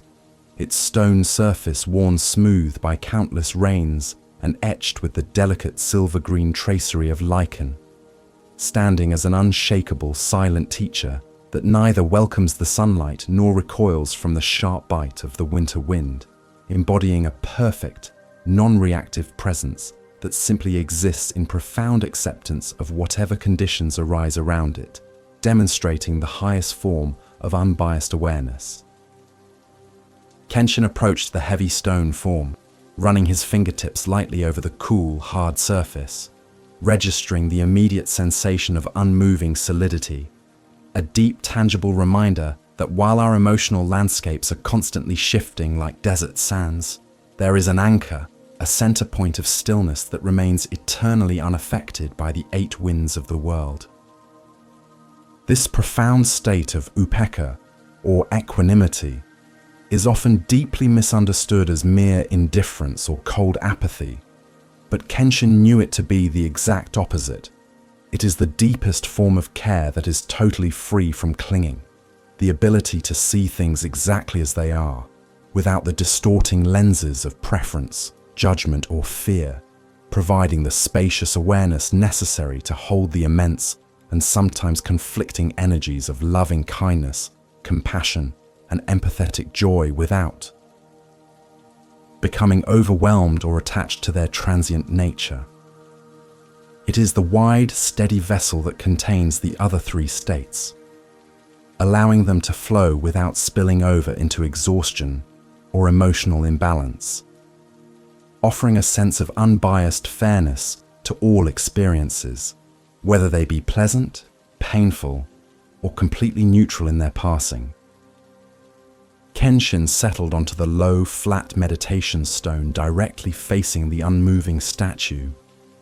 consciously aligning his own posture to mimic its deep stability, drawing in slow, measured breaths that centered his awareness deep within his lower abdomen, feeling the weight of his physical body sink heavily into the earth, relinquishing the muscle tension that often unconsciously holds us in a posture of readiness or subtle resistance against the present moment, instructing every fiber of his being to be as still, as neutral, and as perfectly at ease as the ancient stone before him. He allowed the gentle, rhythmic pulse of his own breathing to become the only movement in the otherwise profound stillness of the grove, a quiet, internal confirmation of his sustained presence and deep, unwavering focus. He observed the small patches of bright green moss clinging tenaciously to the northern side of the statue, thriving quietly in the perpetual shade and dampness, and contrasted them mentally with the sun-bleached, starkly clean areas on the figure's shoulder that received the intense midday light, recognizing that the stone accepts both the thriving life and the arid exposure with complete impartiality, making no distinction or preference between the conditions that sustain growth and the conditions that enforce stark simplicity. This simple visual teaching underscored the principle that life is composed of inseparable duality, of success and failure, light and shadow, decay and renewal, and the practice of equanimity is simply to perceive the whole of the dualistic reality without favoring one side over the other, resting completely in the middle. The immense quiet endurance of the stone form was particularly powerful when Kenshin considered the extremes of weather the statue had tolerated across the centuries. The statue neither celebrated the soft, warm caress of the spring rain that nurtured the moss, nor did it protest the harsh, desiccating power of the summer sun that baked the stone and cracked the nearby earth, maintaining a perfect, steady composure regardless of the intensity or duration of the sensory input. He began to practice extending this same impartial acceptance toward his own internal sensory landscape, noticing small aches in his back or the sudden rush of cool air against his skin, allowing each sensation to arise fully without labeling it good or bad, pleasant or unpleasant, simply observing its temporary reality and allowing it the space to pass without requiring a reaction. Kenshin understood that the cultivation of equanimity is not merely an endpoint, but the essential stabilizing force that underpins the efficacy of the preceding three boundless states. Without upekkha, our deep loving kindness, metta, can easily devolve into attachment and smothering. Our compassion, karuna, can quickly tip into paralyzing overwhelm or pity, and our empathetic joy, mudita, can become an exhausting dependence on external success. Equanimity acts as the master balance, ensuring that we can extend vast, heartfelt compassion to suffering without losing our internal ground, and celebrate joy without grasping at it when it inevitably begins to fade, allowing us to participate fully in the world's experiences while remaining fundamentally anchored. He visualized his own consciousness expanding, becoming as vast and encompassing as the open, impartial sky above the statue, seeing his passing thoughts, whether they were worries about the future or memories of the past, as temporary, transient clouds drifting effortlessly across the immense neutral expanse, recognizing that the nature of the mind is to think, just as the nature of the sky is to contain the clouds, but the core of his being, the pure awareness, remains untouched and undefiled by the content passing through it. This visualization practice is deeply restful, offering the mind a spacious sense of freedom and non-identification, a profound realization that I am not my thoughts and I am not my feelings, but the quiet container of them all. He reached out and gently rested his palm flat against the cool, ancient stone for a final moment, absorbing the silent, profound lesson of unwavering stability directly into the core of his physical presence, using the tangible coolness of the granite to ground the floating, energized feeling of his previous meditations, feeling the dense weight of the mountain itself supporting his practice and settling his entire nervous system. This direct sensory encounter with the stone served as a potent, non-conceptual teaching on how to meet the complexity of human existence, with firmness, with patience, and with the silent, unreactive acceptance that allows all phenomena to rise and fall according to their own nature, without resistance. We now rest in the shadow of this steadfast ancient statue, breathing slowly and deeply, allowing the profound weight and solidity of the stone to infuse our own musculature, releasing all the small, subtle tensions held in the jaw, the shoulders, and the core of the body, embracing the simple, liberating truth that we do not need to struggle against the nature of reality, nor do we need to strive to maintain pleasant feelings. We simply rest in the calm, quiet center of our being, anchoring ourselves in the impartial awareness that is the true home of deep and effortless peace, preparing the way for the most challenging yet liberating aspect of equanimity practice, the tempest of the 8 winds. Having established a preliminary anchoring in the stability of the stone statue, Kenshin began to probe the more difficult active applications of upekkha by meditating on the 8 worldly winds, the relentless dualistic forces of gain and loss, praise and blame, pleasure and pain, and fame and disgrace, which constantly buffet the uninitiated mind and disturb inner peace. Remembering the profound necessity of cultivating a deeply rooted neutrality to navigate the relentless and often violent fluctuations of worldly experience. He recalled a particularly resonant memory from his early years at the monastery, an experience that perfectly encapsulated the destructive cycle of attachment to positive winds and aversion to negative ones, and how the subsequent practice of equanimity became the essential protective armor for his heart and mind against these unavoidable, turbulent forces. The memory centered around a significant architectural project, the arduous and ultimately successful reconstruction of a historically important boundary wall that had been partially destroyed by a recent tremor, a task Kenshin had personally supervised and worked on for many difficult months. When the wall was finally completed, standing firm and beautiful against the mountainside, the immediate reaction was overwhelming and highly intoxicating.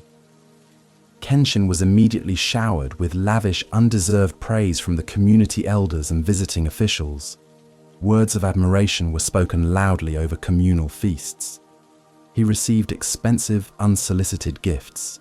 and the warm, thick atmosphere of approval settled heavily around him like a comforting, richly scented blanket of success. During those heady days of continuous celebration, Kenshin distinctly remembered the subtle, dangerous shift in his internal state. The pleasant feelings of praise were not merely observed, but actively clung to, generating a subtle but undeniable sense of egoic inflation and self-importance, a momentary forgetfulness that his skills were simply the result of past effort and the grace of favorable conditions, not an inherent superiority. And he felt a sharp, almost physical pang of possessiveness toward the feeling of being respected and admired. This clinging created an invisible, fragile balloon of expectation within his heart, setting him up for inevitable suffering when the external conditions, which are inherently unreliable and transient, would eventually change their tune. The inevitable swing of the pendulum arrived with dramatic speed only a few weeks later, when an unexpected heavy downpour caused a small, secondary section of the newly built wall, a section Kenshin had trusted to a less skilled assistant, to visibly crumble under the weight of saturated earth, a minor structural failure that immediately triggered the full force of the negative worldly winds. The very same elders who had praised him now publicly accused him of negligence, whispering harsh words of blame and disgrace, withdrawing their support and leaving Kenshin exposed to the sharp, cold edge of failure, a feeling that physically contracted his chest and created a profound sense of humiliation, contrasting brutally with the earlier euphoria. It was precisely in that acute moment of shame and emotional contraction that the hard-won practice of equanimity finally intervened, steadying his reeling mind, allowing Kenshin to recognize both the earlier, intoxicating praise and the current, stinging blame as mere dualistic phenomena, temporary vibrations in the air that carried no true, lasting substance, neither defining his worth nor altering the reality of the work that still needed to be done. He understood that the only true mistake lay not in the wall's collapse, but in his prior attachment to the ephemeral pleasure of the praise, realizing that if he had maintained neutrality then, the pain of the blame would be significantly diminished now. The practical wisdom of Upekkha instructed Kenshin to immediately detach his actions from the fluctuating opinions of others, focusing solely on the pure, immediate task at hand. The repair of the wall, performed with diligence and care, but without the desperate need for external validation or the resentful push against external criticism. This deep, non-attached approach allowed him to perform his duty, to take responsibility for the section that failed, while simultaneously maintaining a profound internal freedom, resting in the impartial knowledge that the quality of his character remained untouched, whether the crowd was offering him garlands or throwing stones. This state of neutrality was powerfully felt as a spacious emptiness in his core. He actively observed the sharp, hot sting of criticism in his ears without allowing it to settle and crystallize into lasting self-condemnation. And similarly, he let go of the warm, seductive memory of the praise without reaching out to grasp its vanishing pleasure, maintaining an unwavering, clear-eyed focus on the present reality, the crumbling earth, the wet stones, and the immediate need for careful, patient labor. Equanimity became the quiet, internal certainty that transcends the transient judgments of the world, offering an unshakable inner refuge from the exhausting, cyclical drama of attachment and aversion. The powerful reflection on impermanence anchored this practice. Kenshin deeply realized that the opinions of others, the state of the wall, the feeling of success, and the pang of failure are all fundamentally temporary, like shapes drawn upon flowing water, and that clinging to any one of these passing states is the root cause of all unnecessary suffering. Therefore, the true art of equanimity is to simply observe the entire parade of existence, the successes and the setbacks, as it moves effortlessly through the gateway of the present moment, refusing to give any single phenomenon undue weight or lasting identification. We breathe into this image of the steadfast monk, anchored in the midst of worldly chaos, feeling the core of our own body becoming heavy, solid, and utterly resistant to the slight internal pressures of worry or expectation, adopting the serene stillness of the mountain that stands tall, regardless of whether the fierce, howling winds of the world carry messages of gain or loss, praise or condemnation. This profound stability is the true gift of upekkha,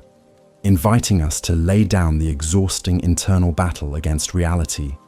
and find deep, abiding rest in the perfect, impartial balance of acceptance, the emptiness of the center. Kenshin shifted his focus from the external memory of the wall's collapse and the external winds of opinion to the vast inner landscape of his own consciousness, directing his attention toward the subtle and often elusive practice of non-identification, a profound realization that the self is not defined by the thoughts, feelings, or sensations that arise and pass away within the mind and body. He sought to locate the true, unchanging center of his awareness, the silent, empty space from which all experience is observed, striving to maintain the impartial viewpoint that sees all inner phenomena, whether they are fleeting sparks of joy or dull, lingering pains, as merely transient events occurring within a boundless container, much like the movement of wisps of steam across a clear window pane. Realizing that true stability is found only when the mind ceases to cling to or repel the contents of its own experience. This practice of observing sensations and thoughts as clouds passing through the sky is central to grounding equanimity in the present moment, requiring immense discipline to prevent the mind from leaping into judgment, narration, or reactive entanglement with the content of consciousness. Instead, holding every arising phenomenon, the sudden itch on the ankle, the faint memory of a conversation, or a wave of unexpected drowsiness, in a wide, spacious awareness. Kenshin felt a small, persistent ache blooming in his left knee from sitting on the cold stone, but rather than immediately shifting or labeling the feeling as bad or distracting, he simply allowed the sensation to exist fully, observing its intensity, its texture, and its boundaries with a gentle, curious neutrality, recognizing it as nothing more than a temporary energetic signature within the field of his physical awareness, guaranteed to change or disappear entirely if simply allowed. The space to be, without the intervention of narrative commentary. He directed his steady gaze inward, watching the ceaseless flow of mental chatter, the internal monologue that constantly attempts to interpret, plan, or criticize, treating each thought not as a profound truth, requiring immediate engagement, but as ephemeral visual imagery, like autumn leaves caught momentarily in a swirling eddy before continuing their journey downstream, noticing the specific emotional tone of each passing mental event, without allowing himself to be pulled into the current of its narrative content. The mind, unrestrained, often tries to affix identity to these thoughts, whispering, "I am worried," or "I am tired." But the practice of upekkha teaches the radical, liberating truth that these are simply thoughts occurring, and the deep awareness observing them remains utterly distinct from their content, silent and empty, like the undisturbed surface of a deep, still well, perpetually unblemished by the movement above it. Kenshin spent a long, still period focusing specifically on the nature of pain and pleasure as they manifested in his body,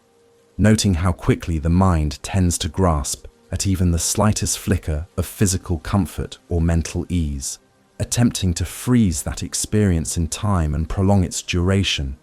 a futile and suffering-inducing endeavor that violates the fundamental truth of impermanence, while conversely noting the immediate, visceral recoil and resistance the mind throws up against any unpleasant sensation, fueling the unnecessary struggle that amplifies the original discomfort exponentially. He recognized that both grasping and aversion are merely two sides of the same coin of preference, both equally detrimental to the cultivated balance of equanimity, demanding the same impartial, non-reactive observation. He remembered the teachings of his master, who had often used the metaphor of the wide, silent desert,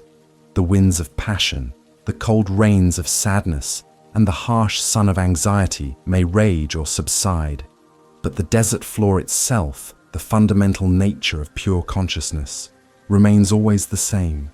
vast, indifferent, and fundamentally empty of self-nature. The emptiness of the center is not a void of meaninglessness, but rather a profound spaciousness that is unburdened by the weight of identification, the ultimate internal refuge where the I that suffers, or the I that enjoys, dissolves into pure, non-reactive observation, providing the deepest form of rest available to the human spirit, free from the necessity of defining oneself through transient phenomena. To practice non-identification with thoughts requires a subtle yet powerful shift in grammar, transforming the declarative statement, "I am angry," into the neutral observation, "The mental event of anger is arising in the field of consciousness right now," thereby creating immediate, necessary distance between the observer and the observed, preventing the temporary emotional state from commandeering the entirety of one's identity. This crucial separation is the work of upekkha, allowing the emotion to arise, to peak, and to subside naturally, without the mind adding a second layer of suffering through judgmental self-reproach or fearful clinging to permanence, understanding that all things that arise must eventually cease, and our role is simply to watch this cycle unfold. The sensation of the cool air gradually transforming the surface of his skin became a powerful lesson in objective observation. At first, the coolness felt pleasant and refreshing. Then, as the temperature dipped, it edged toward the unpleasant zone of chill. And then, after a long period of stillness, the body acclimatized and the sensation returned to neutral, demonstrating the dynamic, impermanent nature of sensory input and the mind's swift, automatic tendency to categorize these neutral inputs into the limiting bins of good or bad. Kenshin simply watched this entire cyclical process unfold with the detachment of a scientist observing an experiment, registering the raw data of temperature and texture without internal commentary or the urge to adjust the environmental conditions. This deep cultivation of the empty center allows for the full functionality of the other three boundless states. It is the equanimous, detached space that allows loving kindness to flow boundlessly without turning into attachment, allows compassion to respond to suffering without becoming paralyzed by pity,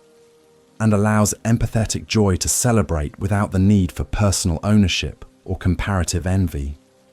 proving that genuine freedom requires the relinquishing of personal preference regarding the form the universe decides to take in any given moment. The freedom inherent in upekkha is the freedom from the tyranny of internal and external conditions, a quiet certainty that the true self is always secure and whole.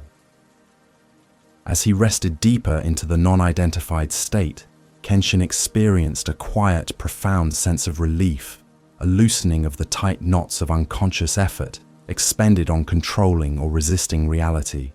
The true effort in meditation lies not in striving, but in relinquishing the need to strive, allowing the entire body and mind to settle into a state of deep, effortless acceptance.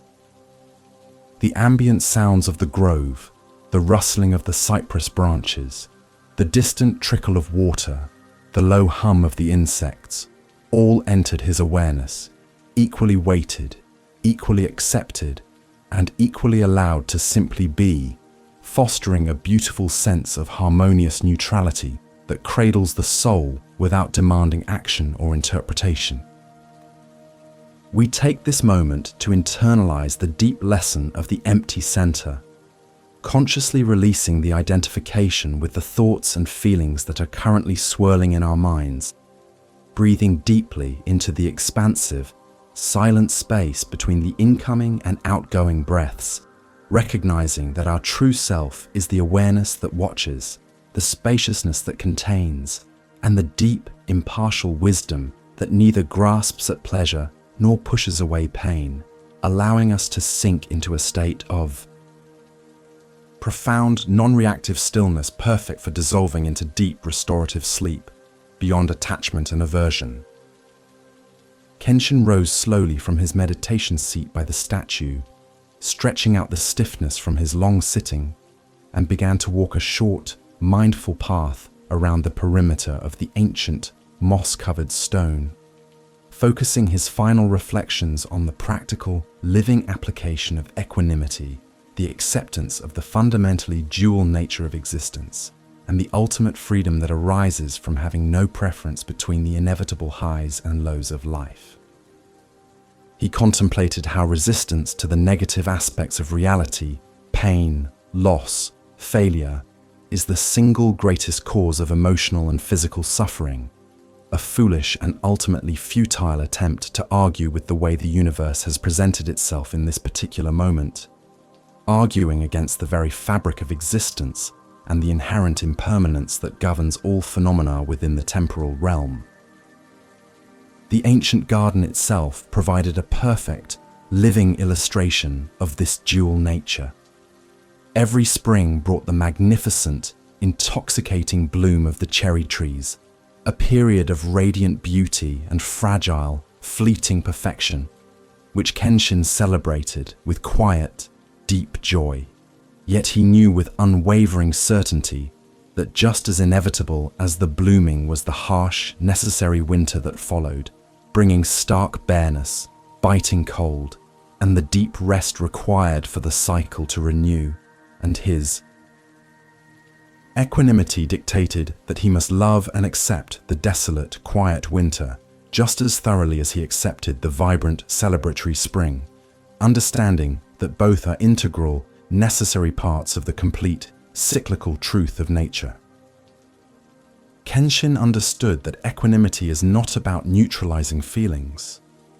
but about transcending the preference for one set of conditions over another. It means fully experiencing the sharp, exquisite pang of grief when a loved one is lost, and fully experiencing the lightness and exhilaration of success when hard work bears fruit, yet holding both experiences in the same open palm of acceptance, without attaching to the joy or collapsing under the weight of the sorrow. He realized that the true master of life is the one who can ride the great, powerful waves of pleasure and pain, success and failure, without ever being pulled beneath the surface of the underlying, unchanging awareness, which remains eternally steady beneath the turbulent surface. He recalled the profound Zen teaching. The highest freedom is to have no preference, a statement that might sound austere, but Kenshin experienced it as the pinnacle of liberation, understanding that preference is the precursor to suffering. As soon as we decide we prefer sunshine to rain, we introduce the possibility of dissatisfaction the moment the clouds appear, thereby robbing ourselves of the inherent peace that comes from simply accepting the reality of the present meteorological condition, whatever it may be. The absence of preference allows one to meet reality precisely as it is, without the unnecessary friction of internal resistance or demanding that things be different from their current presentation. This realization led him to reflect on the nature of control, specifically the illusion that human beings possess substantial control over external outcomes. He understood that equanimity required the conscious relinquishing of the exhausting burden of trying to manage the external world, the actions of others, the movements of the market, the progression of illness, or the timing of success, and refocusing all energy toward the only thing truly controllable, the quality and intention of his own mental and physical response to external events. To be truly free is to recognize the boundaries of one's own influence and to let go of all the rest with deep trust in the inherent dynamic wisdom of the universe's unfolding. Kenshin noticed a large, intricate spider web glistening with morning dew stretched tautly between two branches, observing how the web endured both the soft, gentle brush of the morning breeze and the occasional violent struggle of a trapped insect, demonstrating an elegant resilience that did not discriminate between the pleasant movement and the traumatic shock, simply accepting the strain without breaking its underlying structural integrity. He mentally adopted this image of the strong, flexible web as a representation of his own awareness, allowing all experiences to interact with him, but maintaining the central, anchored stability of non-attachment, never collapsing the entirety of his peace into any single interaction. To cultivate equanimity means actively practicing kindness towards those who cause discomfort, offering the same unconditional loving kindness to the person who frustrates or annoys as one offers to a beloved child, recognizing that the difficult person is suffering in their own way, and our preference for ease or comfort in their presence is the only thing standing between us and complete, impartial compassion. This lack of bias, this refusal to place one person or one experience on a pedestal above another, is the definitive mark of true, boundless equanimity,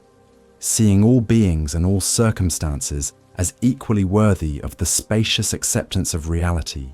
free from the constraints of personal likes and dislikes. He then reflected on the great power of the equanimous perspective to fundamentally transform past regrets and future anxieties, understanding that regret is simply the mind's refusal to accept a past event as complete, and anxiety is the mind's refusal to accept the future as unknowable and uncontrollable. By resting in upekkha, one returns consistently to the reality of the present moment, which is the only place where true action and peace are possible, dissolving the illusionary power of both the past and the anticipated future. The only moment that matters is the now, and equanimity is the perfect posture for embracing it completely, without reservation or internal argument. Kenshin concluded his practice by sitting for a final moment under the shade of the cypress, breathing in the dense, cool air, feeling his body heavy and completely relaxed, embodying the wisdom that the ultimate destination of the four boundless states, loving kindness, compassion, empathetic joy, and equanimity, is not emotional transcendence, but deep, unshakable integration, a heart that is vast enough to embrace the entire spectrum of human experience without losing its center, resting effortlessly in the impartial wisdom that sees the perfection in the unfolding of all things, whether they appear as joy or as pain. We close this deep reflection on freedom by bringing the full weight of the body down into the mattress or surface beneath us, sinking into the soft security of our space, releasing the need to control the outcome of the night, accepting that the journey towards sleep, like the journey of life, will have its gentle rises and quiet falls. And in that complete acceptance of what is, we find the deepest, most secure form of rest, prepared to dissolve into the nourishing peace that only true freedom from preference can bestow. The drawing of the Zen circle, Enso. Kenshin retrieved his worn wooden tray, carefully laying out a smooth grey inkstone, a small container of fresh clear water, and a finely tipped bamboo brush, preparing for the final synthesized reflection of the day, understanding that true realization is often expressed not in complex dogma, but in immediate spontaneous action, embodying the profound unity of the four limitless qualities. He ground the solid block of deep black ink against the wet stone, performing the ritual with slow, deliberate precision, watching the thick, fragrant liquid gather in the small well, noting the distinct earthy smell of the pine soot mixing with the water, a sensory experience that served as a final immediate anchor, demanding total, focused presence before the creation could begin, recognizing that even the simplest task is a form of deep, active meditation when performed with impeccable intention. Taking a deep, steadying breath that filled his lungs and settled his core firmly against the cushion, Kenshin dipped the brush, allowing the thick, rich ink to saturate the fine horsehair tip, holding it poised above the clean, absorbent rice paper resting upon the tatami mat, preparing for the single, unbroken motion that would create the Enso, the Zen circle that symbolizes the absolute nature of reality, illumination, the universe itself, and the fluid moment of creative expression.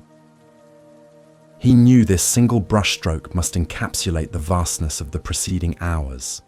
a perfect, fleeting expression of a heart that has cultivated boundless compassion and unshakable balance, aiming for a spontaneous, effortless flow that transcends calculation or conscious planning. As the brush first touched the paper, the initial mark, strong, dark, and deliberate, represented the foundational stability of metta, loving kindness, the unconditional starting point that desires well-being for all beings, acting as the deep, essential soil from which all other spiritual qualities must grow, encompassing the firm resolution to embrace existence in its entirety without precondition or judgment. This opening curve was wide and inviting, a deliberate gesture of openness, immediately establishing a sphere of acceptance that defined the boundary of the sacred space. Visualizing this line as the protective warmth encircling all corners of his universe, radiating outward without end or limitation. The subsequent widening arc of the circle began to curve inward, carrying the gentle weight and understanding of karuna, compassion, which does not shrink away from suffering, but rather moves toward the empty, often painful space within the center of the form, signifying the empathetic response to the inevitable reality of pain and impermanence found within the boundaries of the cycle. Kenshin guided the ink with a slight tremor of recognition, acknowledging that the space contained within the circle, the perceived emptiness, is often filled with the silent aches, the hidden struggles, and the shared vulnerability of the human condition, which compassion seeks only to soothe and relieve, holding the discomfort with softness and deep understanding. As the brushstroke moved rapidly and gracefully toward the peak of the circle, Kenshin felt the sudden, exhilarating lift of mudita, empathetic joy, embodying the spontaneous celebration of life's inherent flourishing, the sheer boundless delight in the prosperity and happiness of others, which gives the circle its dynamic momentum and its vivid sense of energetic expansion. This quality provided the swift, accelerating speed to the movement, preventing the stroke from becoming heavy or stagnant, recognizing that joy is not a passive state, but an active, flowing energy, a light that constantly seeks to illuminate and amplify the goodness it perceives in the world, rejoicing in the simple, breathtaking fact of existence itself. Finally, as the brush drew near to its starting point, the gentle, concluding firmness of upekkha, equanimity, anchored the entirety of the movement, encompassing the vast, impartial viewpoint that allows the entire form, the darkness of the ink and the bright whiteness of the paper, the perfect flow and the accidental spatter, to simply be, accepting the inherent duality without grasping or rejecting any single element.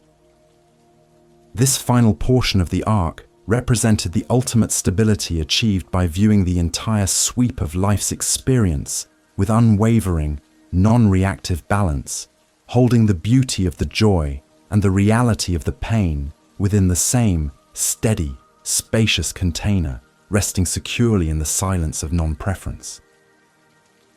Kenshin deliberately left a small, intentional gap in the circular form, a break in the smooth continuity of the black line, signifying the inherent incompleteness, the necessary imperfection, and the open-ended nature of existence itself, a crucial reminder that the circle of reality is never truly sealed or fixed, but remains open to the flow of change, the ingress of new experiences, and the truth of perpetual becoming. This gap, this deliberate omission, symbolized the profound Zen understanding of emptiness, shunyata, not as nothingness, but as the potentiality and freedom that allows the four boundless states to continue their ceaseless, dynamic work of cultivation, preventing them from solidifying into dogmatic rigidity. The deeper wisdom revealed by the integrated Enso is the absolute inseparability of these four states, illustrating how the dark shadow of sorrow, which calls forth compassion, is intrinsically linked to the bright light of joy, which demands celebration, and how the stability of equanimity is the very framework that allows loving kindness to flow universally, without collapsing into the limited confines of personal attachment. Kenshin contemplated how one state informs and strengthens the other, realizing that one cannot truly celebrate happiness, mudita, without the capacity to impartially observe its passing, upekkha, nor can one offer genuine comfort, karuna, without the bedrock wish for wellness, metta. He rested his gaze upon the newly dried form, the thick textural black of the ink against the soft, cool white of the paper, inhaling the faint, lingering scent of the fresh pine ink, feeling a deep, quiet resonance settle within his chest, a sense of harmonious integration that transcended the intellectual understanding of the virtues. The image stood as a silent teaching, a perfect circle of wisdom that encompasses the entire universe, reminding him that the path is not about reaching a destination, but about the quality of the spontaneous, flowing intention that defines the journey in every single present moment, whether in drawing ink or simply taking a steady breath. We allow this visual metaphor of the integrated circle, warm, spacious, bright, and perfectly balanced, to permeate our own internal landscape, feeling the profound stability that comes from accepting the wholeness of our own experience,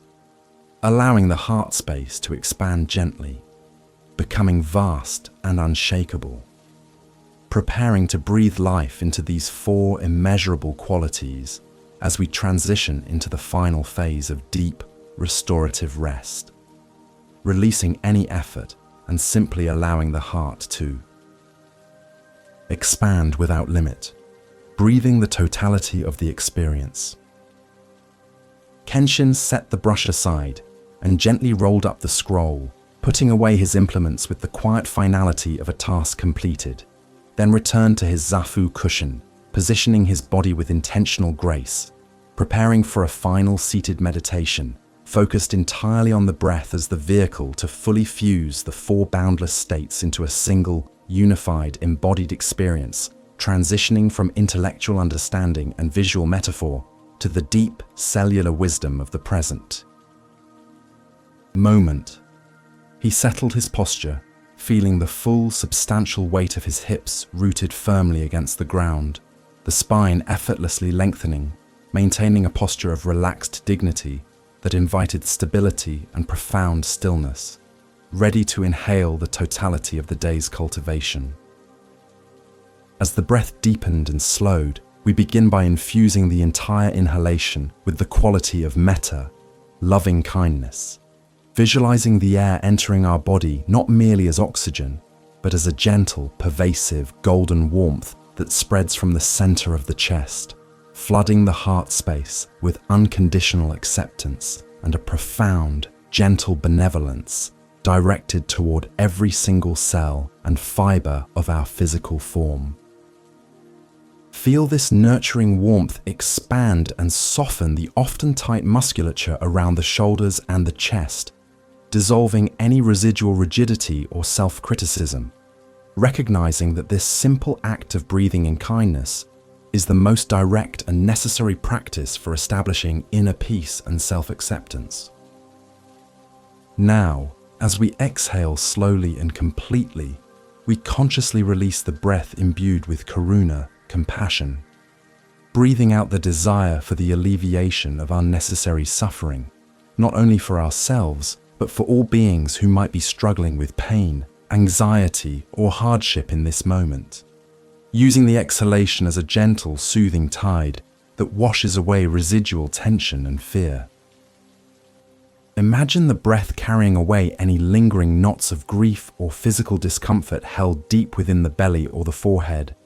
allowing the exhalation to become longer, softer, and more complete with each cycle, realizing that true rest is only possible when we grant our internal and external world the space for release and healing.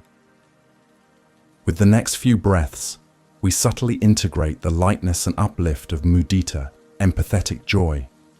allowing the simple act of expansion in the chest and the lengthening of the spine to carry a feeling of bright, effortless pleasure, a subtle, buoyant energy that prevents the stillness from becoming dull or heavy, recognizing the profound,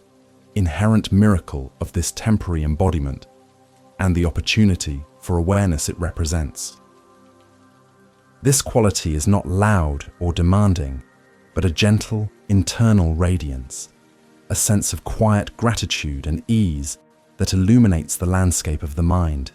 ensuring that our cultivation is rooted in happiness and effortless contentment rather than grim, heavy striving. Finally, anchoring the entire cycle, we integrate the profound stability of upekkha, equanimity,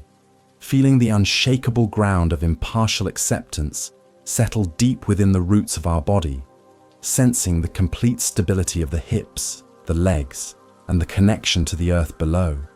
accepting that the breath will naturally be long and steady at times, and short and erratic at others, without judgment or attempt to force it into a prescribed rhythm. This deep, non-reactive anchoredness allows the flow of metta, karuna, and mudita to move freely and boundlessly without becoming attached to the outcomes of their movement, ensuring that our heart remains vast and steady regardless of the internal or external tide. Kenshin felt the four qualities coalesce into a unified, harmonious whole within the gentle rhythm of his own respiration, the warmth of loving kindness softening the edges, the spaciousness of compassion allowing for release, the subtle lift of empathetic joy, and the unshakable gravity of equanimity grounding it all. A single, integrated field of benevolent awareness that needed no words or imagery, simply resting in the complete, full reality of the present breathing moment. The breath became a silent, living mantra, whispering the truth that the awakened heart is not a collection of separate virtues, but a single, vast, seamless chamber, capable of embracing everything with wisdom and boundless care. We allow this integrated state to silently radiate outward, extending this field of warm, stable, joyful compassion into the immediate environment, offering a wordless blessing to the room around us, the ground beneath us, and the air that surrounds us, recognizing our profound interrelationship with all that exists. This is the moment where the cultivated inner peace effortlessly spills over, demonstrating that the health of the individual heart naturally contributes to the health of the larger world, asking for nothing in return, simply existing as a quiet, radiant source of benevolence in the night. The monastics teach that these four immeasurable states are the true residents of the divine within the human heart, and when practiced together, they form a perfect, continuous circle of awareness. Metta initiates the wish for good. Karuna acts upon suffering. Mudita celebrates the success of that action, and upekkha maintains the balance necessary to repeat the cycle eternally without exhaustion or bias. This holistic understanding dismantles the illusion of separation between self and other, between joy and sorrow, revealing the vast, compassionate interdependence that characterizes enlightened awareness and perfect, deep tranquility. As Kenshin felt the profound physical and mental relaxation achieved through this complete internal harmony, he noticed the sensation of his entire body becoming exceptionally heavy, sinking deeper and deeper into the support beneath him, the muscles of his face softening completely, the jaw releasing its unconscious tension,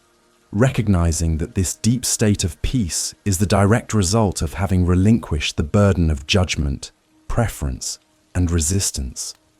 allowing the natural, intrinsic wisdom of the body to take over. This heaviness is the sacred weight of acceptance, signaling the final preparation for the deepest level of rest. We take one final, deliberate breath, drawing in the integrated warmth, lightness, and stability of metta, karuna, mudita, and upekkha. And as we release the breath, we release all attachment to staying awake, surrendering completely to the profound, healing process of sleep, trusting that this cultivated sanctuary of the heart will remain intact and watchful throughout the deepest hours of the night, guiding us toward unbroken and nourishing peace, the silence of the night. Kenshin finally rose from his cushion, feeling the gentle stiffness in his legs and the calm, steady rhythm established within his chest, moving with a deliberate, unhurried grace that honored the profound stillness cultivated during the long afternoon and early evening hours, recognizing this transition from formal sitting meditation to the active preparation for rest as a continuation of the practice itself. He began the small domestic ritual of preparing the monastery for the night, collecting the few lingering teacups from the veranda, ensuring the sliding paper shoji doors were securely latched against the cool, enveloping darkness of the high mountain air, absorbing the sensory details of the quiet space as anchors for the present moment. His first task was to extinguish the remaining small oil lamps scattered throughout the meditation hall and the adjoining veranda, moving slowly from wick to wick, covering the flame with a steady, soft motion, watching the brief puff of dark smoke rise and dissipate into the heavy night air, noting how the shadows immediately deepen and lengthen with the loss of each small light source, allowing the natural, vast darkness to reclaim the space, trusting in the inherent wisdom and safety of the deep, velvety night. With each extinguished flame, Kenshin consciously released another layer of effort or expectation accumulated throughout the day, recognizing that illumination is not solely dependent upon external sources, but resides within the luminous, quiet core of the heart itself. As the external light faded completely, the silence of the night seemed to amplify, filling the vast space with a soft, resonant quality that was not emptiness, but rather a profound fullness of subdued sound. The distant rhythmic chirp of a solitary insect from the moss garden, the barely perceptible whisper of wind shifting through the tall cedar trees far up the mountain slope, and the steady, reassuring thump-thump of his own heart beating a slow, unwavering tempo beneath his robes. We turn our attention inward, using the stillness of the environment to guide our own internal noise toward complete quietude, letting the mental chatter slow and disperse like the dissipating oil smoke. We use this final preparatory moment to perform a deep, comprehensive scan of our body, beginning with the delicate muscles surrounding the eyes and the heavy weight of the eyelids, intentionally softening and releasing all tension held in the face, allowing the jaw to drop slightly and the tongue to rest heavily in the floor of the mouth, releasing the subtle, continuous stress of speaking or decision-making that often lingers unnoticed into the night. Allow the mind to travel down the neck and across the broad expanse of the shoulders, noticing any residual hunches or burdens carried from the events of the day,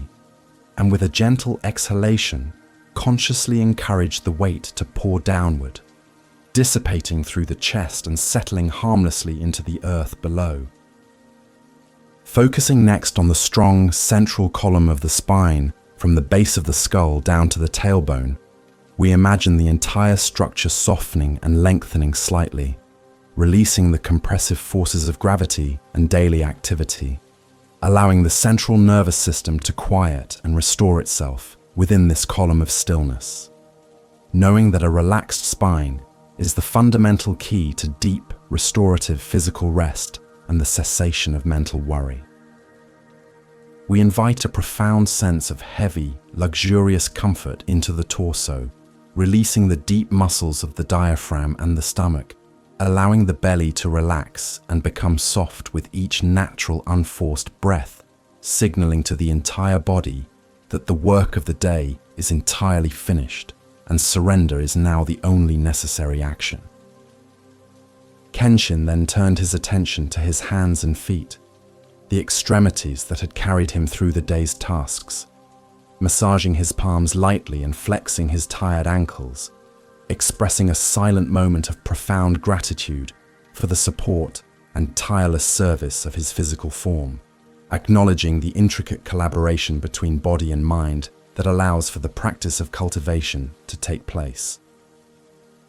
We too grant our hands and feet this final moment of dedicated appreciation, allowing them to feel exceptionally heavy and warm, completely releasing their constant readiness to grasp or move, letting them sink deep into the supporting surfaces of the bed, becoming anchors of stillness that pull the entire body downward toward the earth.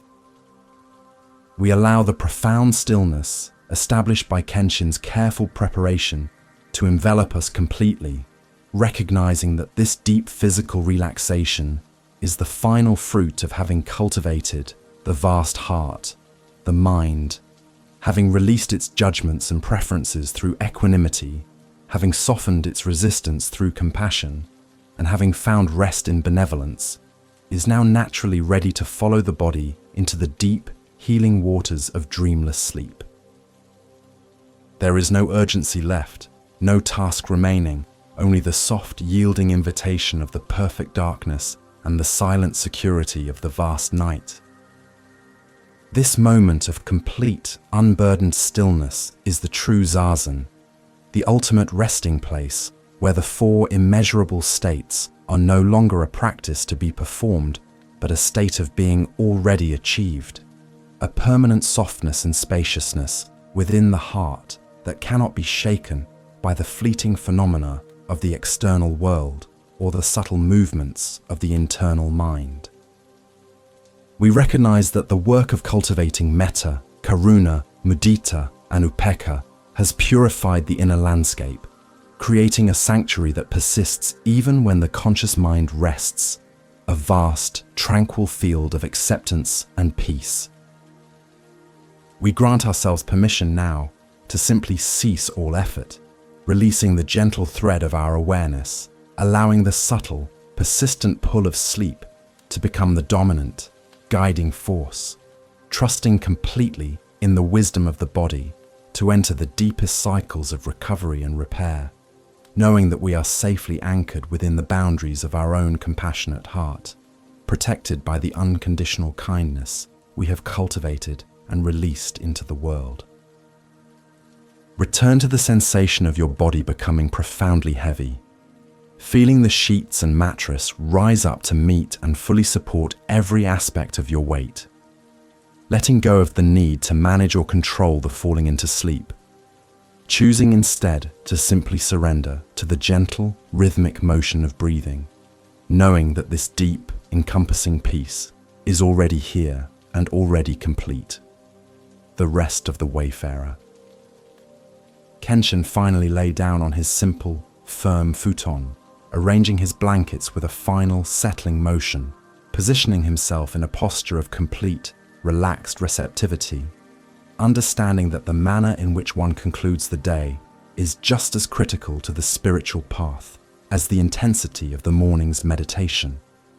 allowing the mind to gently observe the final residual thoughts drifting by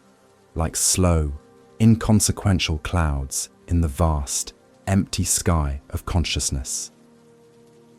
He allowed himself to hear the deep, resonant silence of the ancient monastery settling around him, a stillness so profound that it seemed to absorb and quiet any lingering trace of external sound, creating a perfect dome of security and peace. We, too, settle into our final posture of rest, finding the position that offers the most effortless support and comfort, ensuring that the neck and head are fully cradled, allowing the muscles of the entire back to release their grasp and soften into the mattress, taking a deep, final, purifying breath that sweeps through the entire system, consciously inhaling peace and exhaling any final remnants of worry, concern, or memory from the preceding hours. With each subsequent, natural breath, we descend into a deeper, heavier, and more yielding state of surrender, trusting the gentle process of release. Now, we bring our awareness back to the central message of our journey. The vast, unconditional heart of metta, loving kindness, which acts as a warm, protective blanket, wrapped securely around our entire being, wishing ourselves the deepest, most rejuvenating sleep possible, recognizing that true self-care is a profound act of spiritual cultivation. Feel the heat of this kindness melting away any remaining discomfort or restlessness, drawing a soft, golden light into the core of the chest, assuring us that we are safe, we are supported, and we are loved exactly as we are, needing nothing more than this deep, gentle acceptance. We release any lingering images or narratives of the day, allowing the mind to drift toward the soothing, monotonous imagery of the night, perhaps visualizing a smooth, dark river flowing gently beneath the weight of the night sky, carrying all thoughts, anxieties, and lingering physical sensations softly downstream and away from the shore of our awareness, leaving behind only the profound, silent emptiness of the now. Allow the current of sleep to take you, releasing all anchors and resistance, drifting into the deep, nourishing quietude that awaits beyond the threshold of conscious thought. As you feel the mind growing heavier and the thoughts becoming increasingly hazy and indistinct, we make a final, soft commitment to carry the steady stability of upekkha, equanimity, into the deep cycles of the night, trusting that whatever dreams or internal shifts may occur, our inner center remains calm, balanced, and unwavering, anchored in the truth of non-preference and acceptance. This equanimity ensures that the rest will be deeply restorative, free from the turbulent pull of attachment or aversion, resting peacefully in the neutrality of existence itself. If, at any point, a stray thought or sound attempts to pull you back toward wakefulness, simply acknowledge it softly, applying a feather-light touch of karuna, compassion, without judgment or frustration, offering that distraction the wish for ease and swift departure, immediately returning the full, substantial weight of your body to the welcoming support of the bed, grounding yourself instantly in the profound, heavy stillness of the present moment, refusing to engage with the distraction, choosing only rest. Before you drift into the silence, if this journey has brought you peace, if it has softened the edges of your resistance and guided you towards this deep sanctuary of calm, we invite you to subscribe to the channel, to join this quiet community, and to help us sustain this harbor of peace, where wisdom and tranquility converge, sharing this boundless light with all those who seek refuge from the turbulence of the world. By subscribing, you ensure that these narratives of peace and compassion continue to flow freely to all who need them in the dark hours of the night. May your body become completely heavy now, merging entirely with the surfaces supporting you, sinking into the profound stillness of the integrated heart, protected by the four boundless states, feeling the full comprehensive weight of surrender, drawing you down into the deepest, most restorative sleep. May your sleep be peaceful, healing, and utterly undisturbed, carrying the vast, quiet wisdom of Kenshin's monastery into your deepest rest. Sleep deeply, sleep well, and know that you are safe.